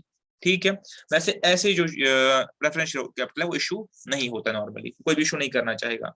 आपने पहले फिक्स्ड डिविडेंड दे दिया, बाद में इनको और देने की जरूरत नहीं है, बाद में इनको और देने की जरूरत नहीं है, बिकॉज आपने तो दे ही दिया। तो नॉर्मली कंपनी क्या है, पार्टिसिपेटिंग जो है प्रेफरेंस शेयर्स जो है वो इशू नहीं करती, लेकिन कभी कभी शेयर होल्डर्स को जो है ललचाने के लिए, उनको ल्यूर करने के लिए कंपनी क्या करती है, पार्टिसिपेटिंग भी जो है इशू करती है। होता क्या है पार्टिसिपेटिंग, कि प्रेफरेंस शेयर होल्डर को अपना फिक्स्ड डिविडेंड मिलने के बाद और इक्विटी शेयर होल्डर्स को भी अपना प्रॉफिट डिविडेंड मिलने के बाद, अगर तब भी कुछ कंपनी जो है कुछ पैसा जो है बच जाता है सरप्लस, तो उस सरप्लस को फिर प्रेफरेंस और इक्विटी शेयर होल्डर आपस में जो है वो बांट लेते हैं। ठीक है, तो इसको हम बोलते हैं फिर पार्टिसिपेटिंग। ठीक है, लास्टली हो गया कन्वर्टेबल और non convertible. Convertible preference share वो होते हैं जो कंपनी ऑप्शन देती है कि कुछ साल बाद, 4 या 5 साल बाद, अब अपने शेयर्स को कन्वर्ट कर लो इक्विटी में। ठीक है, आप क्यों प्रेफरेंस के चक्कर में पड़े, आप एक्चुअल मालिक बनो कंपनी के। और नॉन कन्वर्टेबल से जो कंपनी के पूरे टेनओवर के दौरान क्या रहते हैं, प्रेफरेंस ही रहते हैं, जिनको कोई ऐसा ऑप्शन नहीं मिलता कि अपने शेयर्स को जो इक्विटी में जो है वो कन्वर्ट कर पाए। तो कभी कभी कंपनी अपना फिक्स्ड बर्डन कम करने के लिए प्रेफरेंस शेयर होल्डर्स को कहां किसमें कन्वर्ट करती है, इक्विटी शेयर होल्डर्स में जो है वो कन्वर्ट कर सकती है। ठीक है, तो प्रेफरेंस शेयर के बारे में एक लास्ट बात बता देता हूं आपको, और ये प्रेफरेंस शेयर वाला जो है खत्म हो जाएगा टॉपिक। जो मैंने आपको पहले एक्सप्लेन किया, थोड़ा सा किया था, मैंने कहा था लास्ट में बताऊंगा, वो ये है कि प्रेफरेंस शेयर होल्डर को कोई वोटिंग राइट नहीं मिलता। वोटिंग राइट इसलिए नहीं मिलता क्योंकि कंपनी के रियल ओनर्स नहीं होते, कंपनी के बिजनेस से तो कोई मतलब ही नहीं होता, इनको अपने डिविडेंड से मतलब है। लेकिन कुछ एक मैटर्स पे इनकी राय जो है वो लेनी पड़ती है, और वो कैसे मैटर्स है, मैटर्स रिलेटेड टू कैपिटल, जहां पे इनको लिमिटेड वोटिंग राइट या पार्टिसिपेशन का राइट मिल जाता है रिलेटेड टू कैपिटल, कि वहां पे इनका इंटरेस्ट जो है वो दांव पे लगा हुआ है। सपोज एक कंपनी है जिसका इक्विटी कैपिटल जो है वो 20 लाख, और प्रेफरेंस कैपिटल जो है वो है 10 लाख। ठीक है, सही बात है। तो 30 लाख का जो है कैपिटल है कंपनी का टोटल, और डेट होगा बाद में, लेकिन 30 लाख का कैपिटल है। अब क्या हुआ, मैंने डिसीजन लिया कि मैं जो इक्विटी शेयर है इसको बाय बैक करूंगा। मैंने कहा ना, कंपनी कभी जाके ओपन मार्केट से अपने शेयर्स खुद खरीद लेती है। ठीक है, मैं 15 लाख के शेयर जो है वो क्या करूंगा, बाय बैक करूंगा। अब जब मैं 15 लाख की शेयर बाय बैक करूंगा, उससे क्या होगा, उससे ये होगा कि मेरी इक्विटी कैपिटल कितनी बनेगी, 5 लाख की, और प्रेफरेंस शेयर कैपिटल कितनी बनेगी, 10 लाख की। अच्छा, हमने क्या पढ़ा है कि अगर कंपनी बंद होती है तो सबसे पहले प्रेफरेंस किन को मिलती है, सबसे पहले प्रेफरेंस किन को मिलती है, प्रेफरेंस शेयर होल्डर को, फिर इक्विटी शेयर होल्डर को। लेकिन इस केस में क्या हो गया, जब कंपनी कल को बंद होगी तो इनका क्वेश्चन कितना हो गया, कम। 15 लाख ही बचा ना पैसा, क्वेश्चन कितना हो गया, कम। यहाँ पे क्वेश्चन कितना था, 30 लाख का। तो मेरे जो ओपन मार्केट से बाय बाय करने का डिसीजन है, उसका सीधा इंपैक्ट किन पे पड़ता है, इन पे। ठीक है, आप ये चीज विजुलाइज करनी चाहिए कैसे इंपैक्ट पड़ता है। पहले क्या था, 20 लाख और 10 लाख, फिर क्या हो गया, 5 लाख और 10 लाख। फॉर एग्जाम्पल ले लेते हैं। फॉर एग्जाम्पल, कंपनी के नेट एसेट्स जो है, कंपनी के नेट एसेट्स जो बच रहे हैं बाद में, जो कंपनी के एसेट्स बच रहे हैं ठीक है, कंपनी के जो नेट एसेट्स बच रहे हैं बाद में, वो बच रहे हैं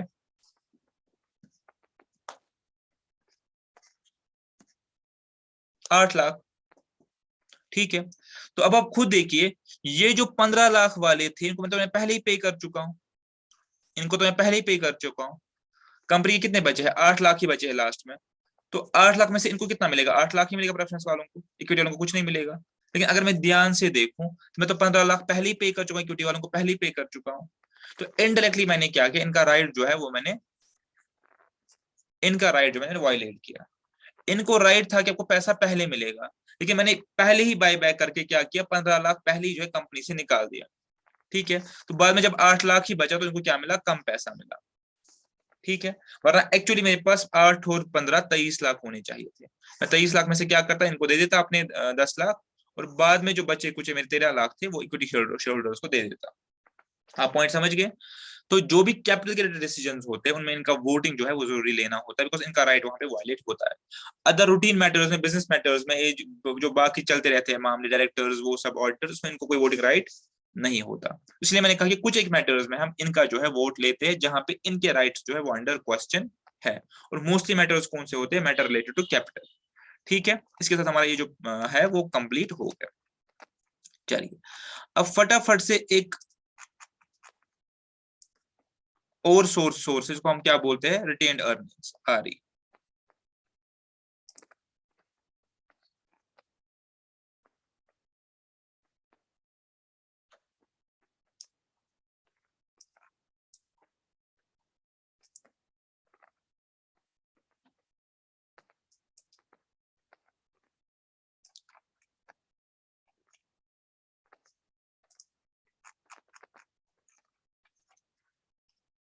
रिटेन्ड प्रॉफिट्स या सरप्लस।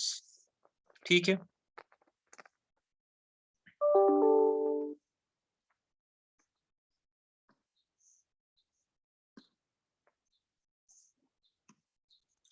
रिटेन्ड प्रॉफिट्स या सरप्लस। अच्छा, अब ये चीज क्या होती है, आप नॉर्मली देखिए, नॉर्मल सिनेरियो में बिजनेस को छोड़ दीजिए कि हम जितना कमाते हैं, सपोज हमारी मंथली इनकम है 10,000, क्या हम 10 का 10,000 खर्च कर देते हैं, स्पेंड कर देते हैं? ऑर्डिनरी प्रूडेंस क्या कहती है कि अगर आप 10,000 कमा रहे हो, इसमें से आप खर्च करो 6,000 7,000, तो बाकी 3,000 आप सेविंग करो। बंदा सेविंग क्यों करता है, बंदा सेविंग दो पर्पज से करता है। एक तो फ्यूचर में कोई होने वाला बड़ा एक्सपेंस है उसके लिए, और दूसरा अगर कल को कोई अनटोल्ड इंसिडेंट होगा, कि फ्यूचर में मुझे कोई प्लान है, सपोज मेरा प्लान है फ्यूचर में कि मुझे कुछ खरीदना है, गाड़ी खरीदनी है, कुछ खरीदना है, घड़ी खरीदनी है, मोबाइल खरीदना है, तो उसके लिए सेविंग करूंगा।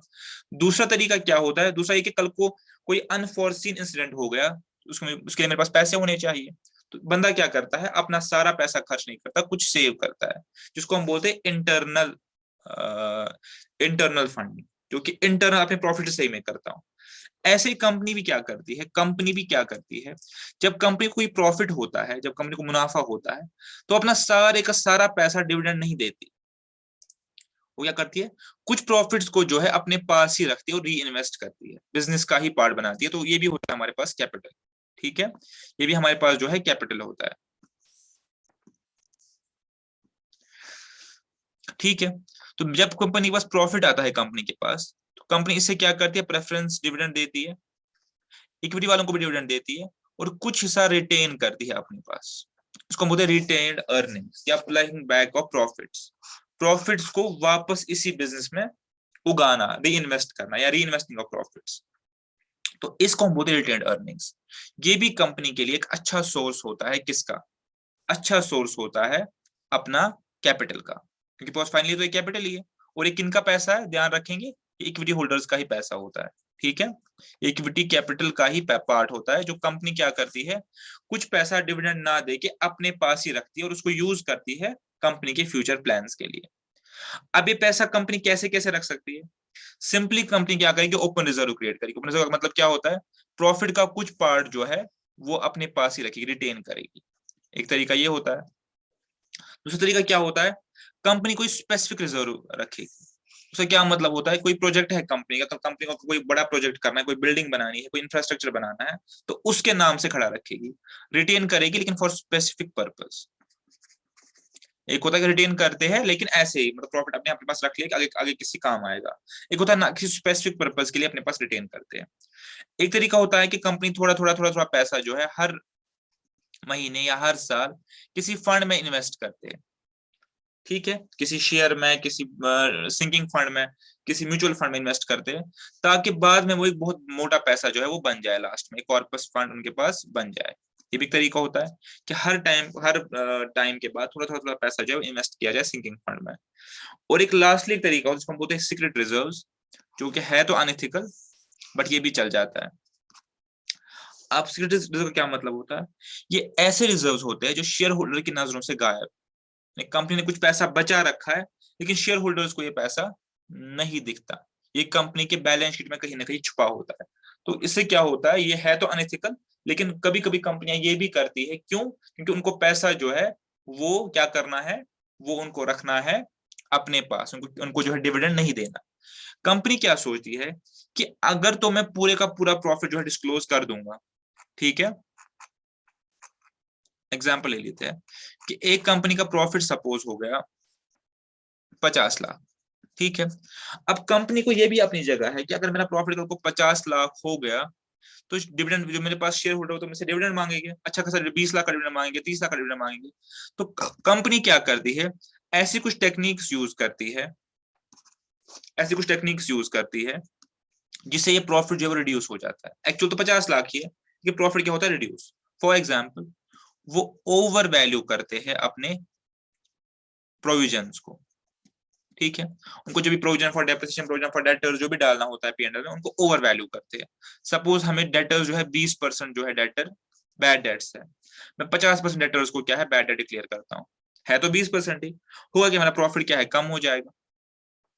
ये भी एक तरीका होता है कि हम प्रोविजन जो है, जो हमारे प्रोविजन उनको ओवर वैल्यू करें, जो हमारी इनकम्स है उनको अंडरस्टेट करें, ठीक है। ये भी एक तरीका होता है कि अपनी इनकम जो है कम दिखाएं। एक और तरीका होता है सीक्रेट रिजर्व क्रिएट करने का कि मेरे जो एसेट्स जो है उनको मैं अंडर वैल्यू करूं। एक बिल्डिंग है जिसकी वैल्यूएशन, फेयर वैल्यूएशन है सपोज 80 लाख की, पर मैंने इसको वैल्यूएशन दिखाई है 60 लाख की। तो बुक्स में तो 60 लाख की है लेकिन मुझे पता है कि एक्चुअल वर्थ इसकी कितनी है, 80 लाख की है। तो 20 लाख का इसमें मेरे पास क्या हो गया, सीक्रेट रिजर्व हो गया। तो जब बिकेगा तो 80 लाख का ही बिकेगा, तो 20 लाख किनके पास आएगा, इक्विटी होल्डर्स के पास आएगा। तो ये भी एक तरीका होता है पैसा जो है, ये भी तरीका होता है पैसा जो है इंटरनली जो है वो सेव करने का, कि आप क्या करो, सीक्रेट रिजर्व्स क्रिएट करो। है अनएथिकल लेकिन ये भी ऑर्डिनरी चल जाता है। तो ये सब चीजें करके कंपनी क्या करती है, अपने प्रॉफिट से ही रिजर्व क्रिएट करती है, अपने प्रॉफिट से ही फर्दर कैपिटल जो है वो रेज करती है। और इस कैपिटल को क्या करती है कंपनी, कुछ कुछ काम इससे हो सकते हैं। सबसे पहले एक्सपेंशन के काम आ सकता है ये पैसा, बिल्कुल आ सकता है। दूसरा, कंपनी कोई मेजर रिपेयर, कोई मेजर काम करो उससे कर सकती है। अच्छा, तीसरा फायदा क्या है कि ये जो पैसा होता है ये आप वर्किंग कैपिटल के लिए यूज कर सकते हो, फिक्स कैपिटल यूज कर सकते हो। क्या पॉइंट है इसका, कि जब मेरा अपना ही पैसा है, अपना ही प्रॉफिट से मैंने कुछ पार्ट बचा के रखा है, तो इसमें मुझे कोई रेस्ट्रिक्शन नहीं है मैं इसको लॉन्ग टर्म के लिए यूज करूं या शॉर्ट टर्म के लिए यूज करूं। तो मेरे पास कोई इसमें रेस्ट्रिक्शन नहीं है, चाहे लॉन्ग टर्म चाहे शॉर्ट टर्म, मैं इसको दोनों पर्पसेस के लिए यूज कर सकता हूँ। लेकिन अगर आपने लोन लिया है तो लोन में आपको पता है कि मुझे शॉर्ट टर्म में रिपे करना है, और इक्विटी आपके लिए लॉन्ग टर्म के लिए है। ये आपके पास फ्लेक्सिबल कैपिटल है, आप चाहे तो वर्किंग कैपिटल में डालो, चाहे तो लॉन्ग टर्म प्रोजेक्ट में डालो, इसमें आपको कोई रेस्ट्रिक्शन नहीं है। ये इसलिए भी यूज होता है कि कंपनी जो ओल्ड एसेट्स को रिप्लेस करे, उसके लिए भी यूज होते हैं हमारे पास जो इंटरनल सेविंग्स जो है, रिटर्न अर्निंग्स जो है, और एक्सपेंशन के लिए भी यूज होते हैं। और एक लास्ट यूज है रिपेमेंट ऑफ डेट। कंपनी क्या करती है, अपने प्रॉफिट से थोड़ा थोड़ा थोड़ा थोड़ा पार्ट बचा बचा बचा बचा बचा के अपने डेट जो है, अपना जो कर्ज है उसको क्या कल को उतार सकती है, ठीक है। तो ये कंपनीज जो है इंटरनली भी कुछ अपने प्रॉफिट से सेव करके कैपिटल को जो है वो रेज कर लेते हैं। अब इसके फायदे और नुकसान क्या है, बहुत ही सिंपल है, मैंने आपको ऑलरेडी बताई दिए सारे, कि ये आप यूज कर सकते हैं एक्सपेंशन और ग्रोथ के लिए, आप नए नए प्रोजेक्ट्स में इन्वेस्ट कर सकते हैं, आप नए नए बिजनेस, नए नए वेंचर्स में जा सकते हैं, आपके पास कैपिटल पड़ा हो। कल को अगर लॉस हो गया, इस साल तो अच्छा बम्पर प्रॉफिट है 80 लाख का सपोज प्रॉफिट हो गया, वो मैं सारा के सारा डिस्ट्रीब्यूट कर दिया, अगले साल क्या हो गया 20 लाख का लॉस, तो 20 लाख का लॉस कौन उठाएगा। तो इससे अच्छा क्या है कि मैं 80 लाख में पहले ईयर 30 लाख 40 लाख की डिविडेंड दूं, और 40 लाख अपने पास क्या रखूं, सेव। कल को जब आगे मुझे लॉस होगा कभी, तो मेरे पास एज अ क्वेश्चन जो है ऑपरेट करेगा। तो क्वेश्चन बनता है मेरा किसके अगेंस्ट, लॉसेस के अगेंस्ट। मेरे पास जो एसेट्स में खरीदता हूं, पता है ओवर टाइम डेप्रिशिएट होते हैं इनकी वैल्यू। जो मैं एसेट्स खरीदता हूँ, fixed assets, over the period of time उनका वैल्यू जो डेप्रिशिएट होता है, कम होता है ड्यू टू वेरियस फैक्टर्स। तो बाद में जब वो एसेट खराब हो जाएगा 10 साल बाद या 5 साल बाद, मुझे उसके लिए पैसा चाहिए लेने के लिए, वो पैसा कहाँ से आएगा, मैं उस टाइम पे नया कैपिटल तो रेज नहीं कर सकता। तो इसके वो पैसा मेरा इन्हीं रिजर्व्स और रिटेन अर्निंग से आ जाएगा, ठीक है। डेप्रिसिएशन को मैं काउंटर करने के लिए अपने पास जो है इंटरनल फंड्स को यूज कर सकता हूँ। कंपनी को ज्यादा डेट लेने की जरूरत नहीं पड़ती, कंपनी सेल्फ रिलायंट हो जाती है, उसको मार्केट से डेट लेने की जरूरत नहीं पड़ती अगर इसके पास इंटरनल सेविंग्स है तो, ठीक है। और ये कंपनी के लिए इकोनॉमिकल है, कंपनी को कोई सेबी के पास नहीं जाना, कंपनी को कोई फॉर्मेलिटीज नहीं करनी, कोई प्रमोटर को यूज नहीं करना, कोई अंडरराइटर को यूज नहीं करना, सिंपली अपने प्रॉफिट से कुछ कंपोनेंट अपने पास रखना है। तो सबसे इजी तरीका कंपनी के लिए यही वाला है। और इकोनॉमिकल तरीका अपने लिए कैपिटल रेज करने का क्या है कि इंटरनली प्रॉफिट से ही कैपिटल को एक्यूमुलेट कर ले। ये कंपनी के लिए सबसे इकोनॉमिकल है, और इसमें भी कंपनी को सिक्योरिटी नहीं देनी पड़ती, because finally equity share holders का ही पैसा होता है। अब इसके डीमेरिट्स क्या है? सबसे पहला स्पेकुलेशन, कि अगर तो सीक्रेट रिजर्व्स आपके पास है, ये तो मैनेजमेंट को पता है कि सीक्रेट रिजर्व्स है। अब मैनेजमेंट को पता है कि एक बिल्डिंग की एक्चुअल वैल्यूएशन 80 लाख की है, बट बैलेंस शीट पे कितनी आ रही है? 60 लाख की आ रही है। आपने तो सीक्रेट रिजर्व क्रिएट कर दिया, लेकिन एक इन्वेस्टर को तो पता ही नहीं सीक्रेट रिजर्व है। तो इससे क्या होता है कि ये जो मैनेजमेंट होती है कभी कभी वो क्या कर सकती है, मैनिपुलेटिव प्रैक्टिसेस जो है वो कर सकती है, क्योंकि उनको एक्चुअल पोजीशन तो उनको पता है, छपा कुछ और है बैलेंस शीट पे, तो वो अपना कमीशन लेके या अपना किसी रिश्तेदार को बोल के शेयर में इन्वेस्ट करवा लेते हैं, ठीक है। तो इसको इनसाइडर ट्रेडिंग भी बोलते हैं इस चीज को, कि हमारे पास कोई ऐसी इंफॉर्मेशन है जो आम पब्लिक, आउटसाइड पब्लिक के पास नहीं है, उसका यूज करके मैं क्या करता हूँ, कंपनी का शेयर प्राइस जो मैनिपुलेट करता हूँ। तो अगर तो कंपनी ने सीक्रेट रिजर्व्स बनाए हुए हैं एक कंपनी ने, तो इसके बारे में तो किसको नॉलेज है? मैनेजमेंट को। इसके बारे में तो शेयर होल्डर्स को या पब्लिक को कोई नॉलेज ही नहीं है, ठीक है। तो इसीलिए इसमें स्पेकुलेशन के चांसेस जो है वो बहुत ज्यादा रहते हैं। वही चीज फिर से, कि अगर तो मेरे पास मैं एक्यूमुलेट करता रहूंगा तो मेरे पास ओवर कैपिटलाइजेशन हो जाएगी या आइडलिंग ऑफ फंड्स, मेरे पास पैसा जो है आइडल पड़ा रहेगा, मैं कोई अपनी इन्वेस्टमेंट अपॉर्चुनिटीज को जो है वो लूज कर सकता हूँ। इसको बोलते हैं आइडलिंग ऑफ फंड्स, मेरे पास पैसा जो है आइडल पड़ा रहेगा अगर मैं इसको यूज कहीं नहीं कर रहा। और लास्टली क्या होता है? शेयर होल्डर्स रिजर्वमेंट। अगर मैं ज्यादा पैसा अपने पास रख रहा हूँ, मतलब कंपनी के पास रख रहा हूँ, शेयर होल्डर को डिविडेंड नहीं दे रहा हूँ, उनको कम डिविडेंड दे रहा हूँ, तो ग्रेजुअली क्या होता है, उनको कंपनी से क्या हो जाता है? रिजर्वमेंट हो जाती है, नाराजगी हो जाती है। हो सकता है वो कंपनी से क्या करे, डिसइन्वेस्ट करे, बाहर निकले, बिकॉज उनको यही फीलिंग आए कि कंपनी तो पैसा एक्यूमुलेट कर रही है अपने पास, लेकिन हमें तो नहीं दे रही है। वो सोचेगी कि हमने पैसा किस लिए लगाया? डिविडेंड के लिए लगाया है। तो जब कंपनी डिविडेंड ही नहीं दे रही तो ऐसी कंपनी में इन्वेस्ट क्यों करना? तो हो सकता है कि शेयर होल्डर रिजर्वमेंट जो है वो क्रीप अप हो जाए। तो इसलिए बहुत सोच समझ के और बहुत ही एक फिक्स्ड रेशियो में अगर कंपनी चाहे तो इंटरनल फंड्स का जो है यूज कर सकती, ठीक है। तो ये टॉपिक तो खत्म ही हो गया। अब एक लास्ट पार्ट है छोटा सा, आज करते ही है इसको, क्योंकि क्या है कंप्लीट हो जाएगा। जीडीआर, एडीआर और आईडीआर, छोटे टॉपिक से, कोई बड़े टॉपिक तो नहीं है, इसको थोड़ा सा आपको समझना पड़ेगा। तो आज का हमारा ओन फंड्स का कॉन्सेप्ट जो है वो कंप्लीट हो जाएगा। अब जीडीआर, एडीआर और आईडीआर, ठीक है। जीडीआर की फुल फॉर्म क्या है, मैंने पहले ही बताया था, ग्लोबल डिपॉजिटरी रसीद, ठीक है। एडीआर की अमेरिकन डिपॉजिटरी रसीद और आईडीआर की इंडियन डिपॉजिटरी रसीद, है तो एक ही चीज बट अलग अलग इशू होता है, इसलिए इनका नाम अलग अलग है। सबसे पहले आप जीडीआर को समझिए, जीडीआर, ठीक है। अब मैंने इंडिया में एक कंपनी खोली, ठीक है, मैंने इंडिया में एक कंपनी खोली, ये इंडियन कंपनी है, ठीक है, ये इंडियन कंपनी है। यहाँ पे इसके शेयर्स इशू कर लिए, इसके स्टॉक मार्केट में इसके शेयर्स इशू हो गए, आईपीओ में इशू कर लिए। अब मैं चाहता हूं कि मैं फॉरेन से भी इस कंपनी के लिए फंडिंग रेज करूं, मैं किसी ABCDE कंट्री से इस कंपनी के लिए क्या करूं, फंड रेज करूं। अब बाहर के लोग फिर इन्वेस्ट नहीं कर सकते इंडियन स्टॉक मार्केट में, काफी रेस्ट्रिक्शंस है, वो कर नहीं सकते। तो इसके लिए क्या है, इसके लिए एक इंटरमीडिएटरी बोलते हैं डिपॉजिटरी, क्या बोलते हैं, डिपॉजिटरी, ठीक है। मैं क्या करता हूं, एक इंटरमीडिएटरी है, इसको बोलते हैं हम डिपॉजिटरी, ठीक है। मैं सपोज कुछ शेयर से मुझे 10,000 शेयर इशू करने हैं फॉरेन में, मैं 10,000 शेयर क्या है इसको इशू कर देता हूं इसके नाम से, ठीक है। इसको बोलते हैं डिपॉजिटरी पार्टिसिपेंट, ठीक है। मैंने कहा ये 10,000 शेयर मेरे हैं, ये मुझे इशू करने हैं फॉरेन में, तो मैंने किसको इशू कर दिए, इसको, मैंने किसको इशू कर, इस डिपॉजिटरी को मैंने इशू कर दिया, ठीक है। अब इस डिपॉजिटरी की हेल्प से क्या होता है कि मैं फॉरेन से जो है फंडिंग रेज कर सकता हूं, ठीक है। तो इसको मैंने certain number of shares issue कर दिए। अब ये जो डिपॉजिटरी है ये आगे क्या करेगा, फॉरेन मार्केट में, जिस भी कंट्री में जहां इसकी परमिशन होगी, फॉरेन मार्केट में ये शेयर जो है फ्लोट कर देगा, और वहां की पब्लिक जो है वो शेयर खरीद लेगी, ठीक है। अब मुझे पता भी नहीं है पब्लिक कौन है, किसके पास है, मुझे पता नहीं है कौन से, मेरे लिए शेयर किसके पास है, तो सर इसके पास। इसको डिपॉजिट को आगे पता है कि ये शेयर जो है किसने खरीदे, ठीक है। और वहां की पब्लिक जो है अपने ये शेयर जो है ट्रेड कर सकती है नॉर्मली, वो ट्रेड कर सकते हैं नॉर्मली ये शेयर जैसे ट्रेड करते हैं। बट मेरे लिए वो मैटर नहीं करेगा, बिकॉज मेरे लिए 10,000 शेयर किसके पास है, डिपॉजिटरी के पास है। इसने आगे किसको इशू किया कोई फर्क नहीं पड़ता, लेकिन इशू किस में करता है, फॉरेन मार्केट में ही इशू करता है। ठीक है, तो इसको हम बोलते हैं GDR। एक और फायदा क्या है कि ये रेज करेगा फॉरेन करेंसी में। ऑब्वियसली पे फॉरेन कंपनी में ऑपरेट तो फॉरेन करेंसी में ही रेज करेगा, वो तो ऑब्वियस ही बात है। इनको वोटिंग राइट्स नहीं मिलेंगे, ठीक है, GDR के पास है, इनको तो कोई वोटिंग राइट्स में नहीं मिलेंगे। मेरे लिए शेयर किसके पास है, GDR के पास है। ठीक है, और ये जो GDRs है ये आपस में जो है एक्सचेंज बाहर ही बाहर कर सकते हैं, अपने जो उस कंट्री का स्टॉक मार्केट होगा वहां पे ये लोग कर सकते हैं। ठीक है, इसका भी प्राइस जो है बढ़ेगा और घटेगा एज पर मार्केट जो रेस्पॉन्स जैसा नॉर्मली होता है शेयर के केस में।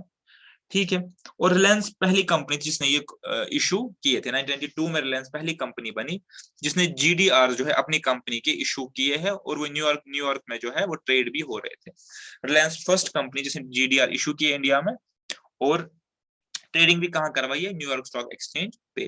तो इसका एक मैकेनिज्म है कि अगर हमें फॉरेन फंडिंग चाहिए होती है तो डायरेक्टली फॉरेनर्स को नहीं बोलते अपने कंपनी में, हम एक डिपॉजिटरी को पकड़ते, एक GDR को पकड़ते हैं, और वो GDR जो है आगे जो है फॉरेन कंट्री में शेयर इशू करता है, और वहां पे उसके स्टॉक मार्केट में ट्रेडिंग हो जाती है। बट हमारे लिए शेयर किसके पास है, डिपॉजिटरी के पास। हम डिपॉजिटरी के पास ही दिखा दें हमारे 10,000 शेयर उसके पास पड़े हैं। आगे हम शेयर होल्डर से हमें मतलब नहीं है, बिकॉज इनको कोई वोटिंग राइट भी है जो वो नहीं मिलता। ठीक है, अब ADR, अगर मैं GDR इशू करूं USA में, ठीक है, तो उसको हम ADR बोलते हैं, और कुछ ज्यादा इसमें समझने वाला नहीं है। GDR किसी भी कंट्री में इशू हो सकता है फॉरेन फंडिंग के लिए, स्पेसिफिकली अगर USA में करें, तो USA को पता है कि प्राइम इकोनॉमी है, तो उसको हम ADR बोलते हैं। यानी जो GDR which are issued in USA उनको ADR बोलते हैं, इतना सिंपल है। ठीक है, जहां पे डिपॉजिट USA का हो और ट्रेडिंग भी USA के मार्केट में हो रही है, वहां उसको ADR बोलते हैं, उसका अलग नाम दिया गया। लेकिन अगर कोई और कंट्री वाला USA तो उसको हम बोलते हैं GDR। USA के केस में हम इसको क्या बोलते हैं, ADR। ठीक है, सेम चीज है कि इंडियन कंपनी अपने शेयर्स जो है US के स्टॉक एक्सचेंज पे जो है वो ट्रेड करना चाहती है। ठीक है, और नॉर्मली जहां पे इन्वेस्टिंग कंपनीज जो कौन सी होती है, इन्वेस्टिंग कंपनीज होती है अमेरिकन कंपनीज। ठीक है, अमेरिकन कंपनीज। अब लास्टली हो गया IDR। IDR जो है GDR का उल्टा है। IDR क्या है, GDR का उल्टा है। GDR में हम क्या चाहते थे कि फॉरेन जो लोग है या फॉरेन जो कंपनीज है वो हमारे इंडियन कंपनी में इन्वेस्ट करे। IDR में उल्टा है, अगर हम चाहते हैं, ठीक है, कि हम बाहर की कंपनीज में इन्वेस्ट करें, तब हमें क्या करना पड़ेगा, IDR रूट लेना पड़ेगा। IDR रूट क्या है, फॉर एग्जाम्पल आप चाहते हो कि आप न्यूयॉर्क की किसी जो है न्यूयॉर्क की किसी कंपनी में इन्वेस्ट करें। ठीक है, कंपनी कहां पे है, न्यूयॉर्क में। स्टॉक एक्सचेंज कौन सा है, न्यूयॉर्क स्टॉक एक्सचेंज। अब यहाँ बैठे आप इंडिया में चाहते हैं उसमें इन्वेस्ट करो, ठीक है, अब आप चाहते हैं कि आप वहां इन्वेस्ट करें, तो होता क्या है, उल्टा। जो ये कंपनी है यहाँ पे, सपोज ट्विटर तो प्राइवेट हो गई, खैर आप एग्जांपल लीजिए टेस्ला की, ठीक है, एप्पल की। अब आपको इनके शेयर खरीदने हैं, तो होगा क्या, ये जो कंपनीज है टेस्ला, एप्पल, ये इंडिया में एक डिपॉजिटरी ढूंढेगी। सपोज NSDL, CSDL, ये डिपॉजिटरीज है, ठीक है, इंडिया में। अब इनको सपोज दे देगी 1,000 शेयर, 2,000 शेयर दे देंगी। अब ये जो डिपॉजिटरीज है ये आगे इंडियन स्टॉक मार्केट में शेयर जो है वो इशू करेंगे। ठीक है, तो आप क्या करेंगे, इस डिपॉजिटरी से खरीद लेंगे। ठीक है, आपको लेना किसमें, इंडियन रुपीज में। आप इंडियन रुपीज में इन्वेस्ट करेंगे और इसको ट्रेड कर सकते हैं आप स्टॉक मार्केट में भी नॉर्मली। ठीक है, तो आइडिया उल्टा है, जब फॉरेन की कंपनी इंडियन डिपॉजिटरी के पास अपने शेयर जमा करती है, और इंडियन डिपॉजिटरी क्या करती है, उसको इंडियन मार्केट में जो है वो इशू करती है। तो जब हम पैसा उठाते हैं इंडियन मार्केट में, तो हम उठाते हैं किसमें, रुपीज में। हम क्या उठाते हैं, रुपीज में। लेकिन फाइनली जो शेयर होल्ड एक्चुअल होते हैं किसके पास होते हैं, इंडियन डिपॉजिटरी के पास। और इंडियन डिपॉजिटरी जाके एक ओवरसीज कस्टोडियन भी होता है जिसके पास ये शेयर्स होते हैं एक्चुअली। ठीक है, बट जब आप एज अ पब्लिक उठाएंगे शेयर, तो किससे उठाएंगे, इंडियन डिपॉजिटरी से, चाहे NSDL चाहे CSDL। तो ये कुल मिला के ये जो है आज का टॉपिक था। तो आज का क्लास इसके साथ कंप्लीट हो गया। हो सकता है कि क्लास लेंथी हो, तो कोई इशू नहीं है, आप इसको 2 पार्ट्स में ब्रेक करके सुबह आधा और शाम को आधा देख लेना, कोई एक स्टिंग में देखने की जरूरत नहीं है। और अगर आपको लगे कि ज्यादा है तो आप उसको अकॉर्डिंगली जो है पार्ट्स में जो है डिवाइड कर सकते हैं। बट इट वॉज मेरे लिए कन्वीनियंट और इम्पोर्टेंट भी था कि मैं उसको एक सिटिंग में जो है कंप्लीट कर लूं। तो इसके बाद हमारा लास्ट पार्ट बचता है इस पर्टिकुलर चैप्टर में, चैप्टर नंबर 8 में, जो कि है बोरोड फंड्स। ठीक है, तो बोरोड फंड्स के बारे में हम कल बात करेंगे। और उसके साथ ही जो हम जो है इस चैप्टर को जो है वो कंप्लीट करेंगे। तो सी यू इन नेक्स्ट क्लास।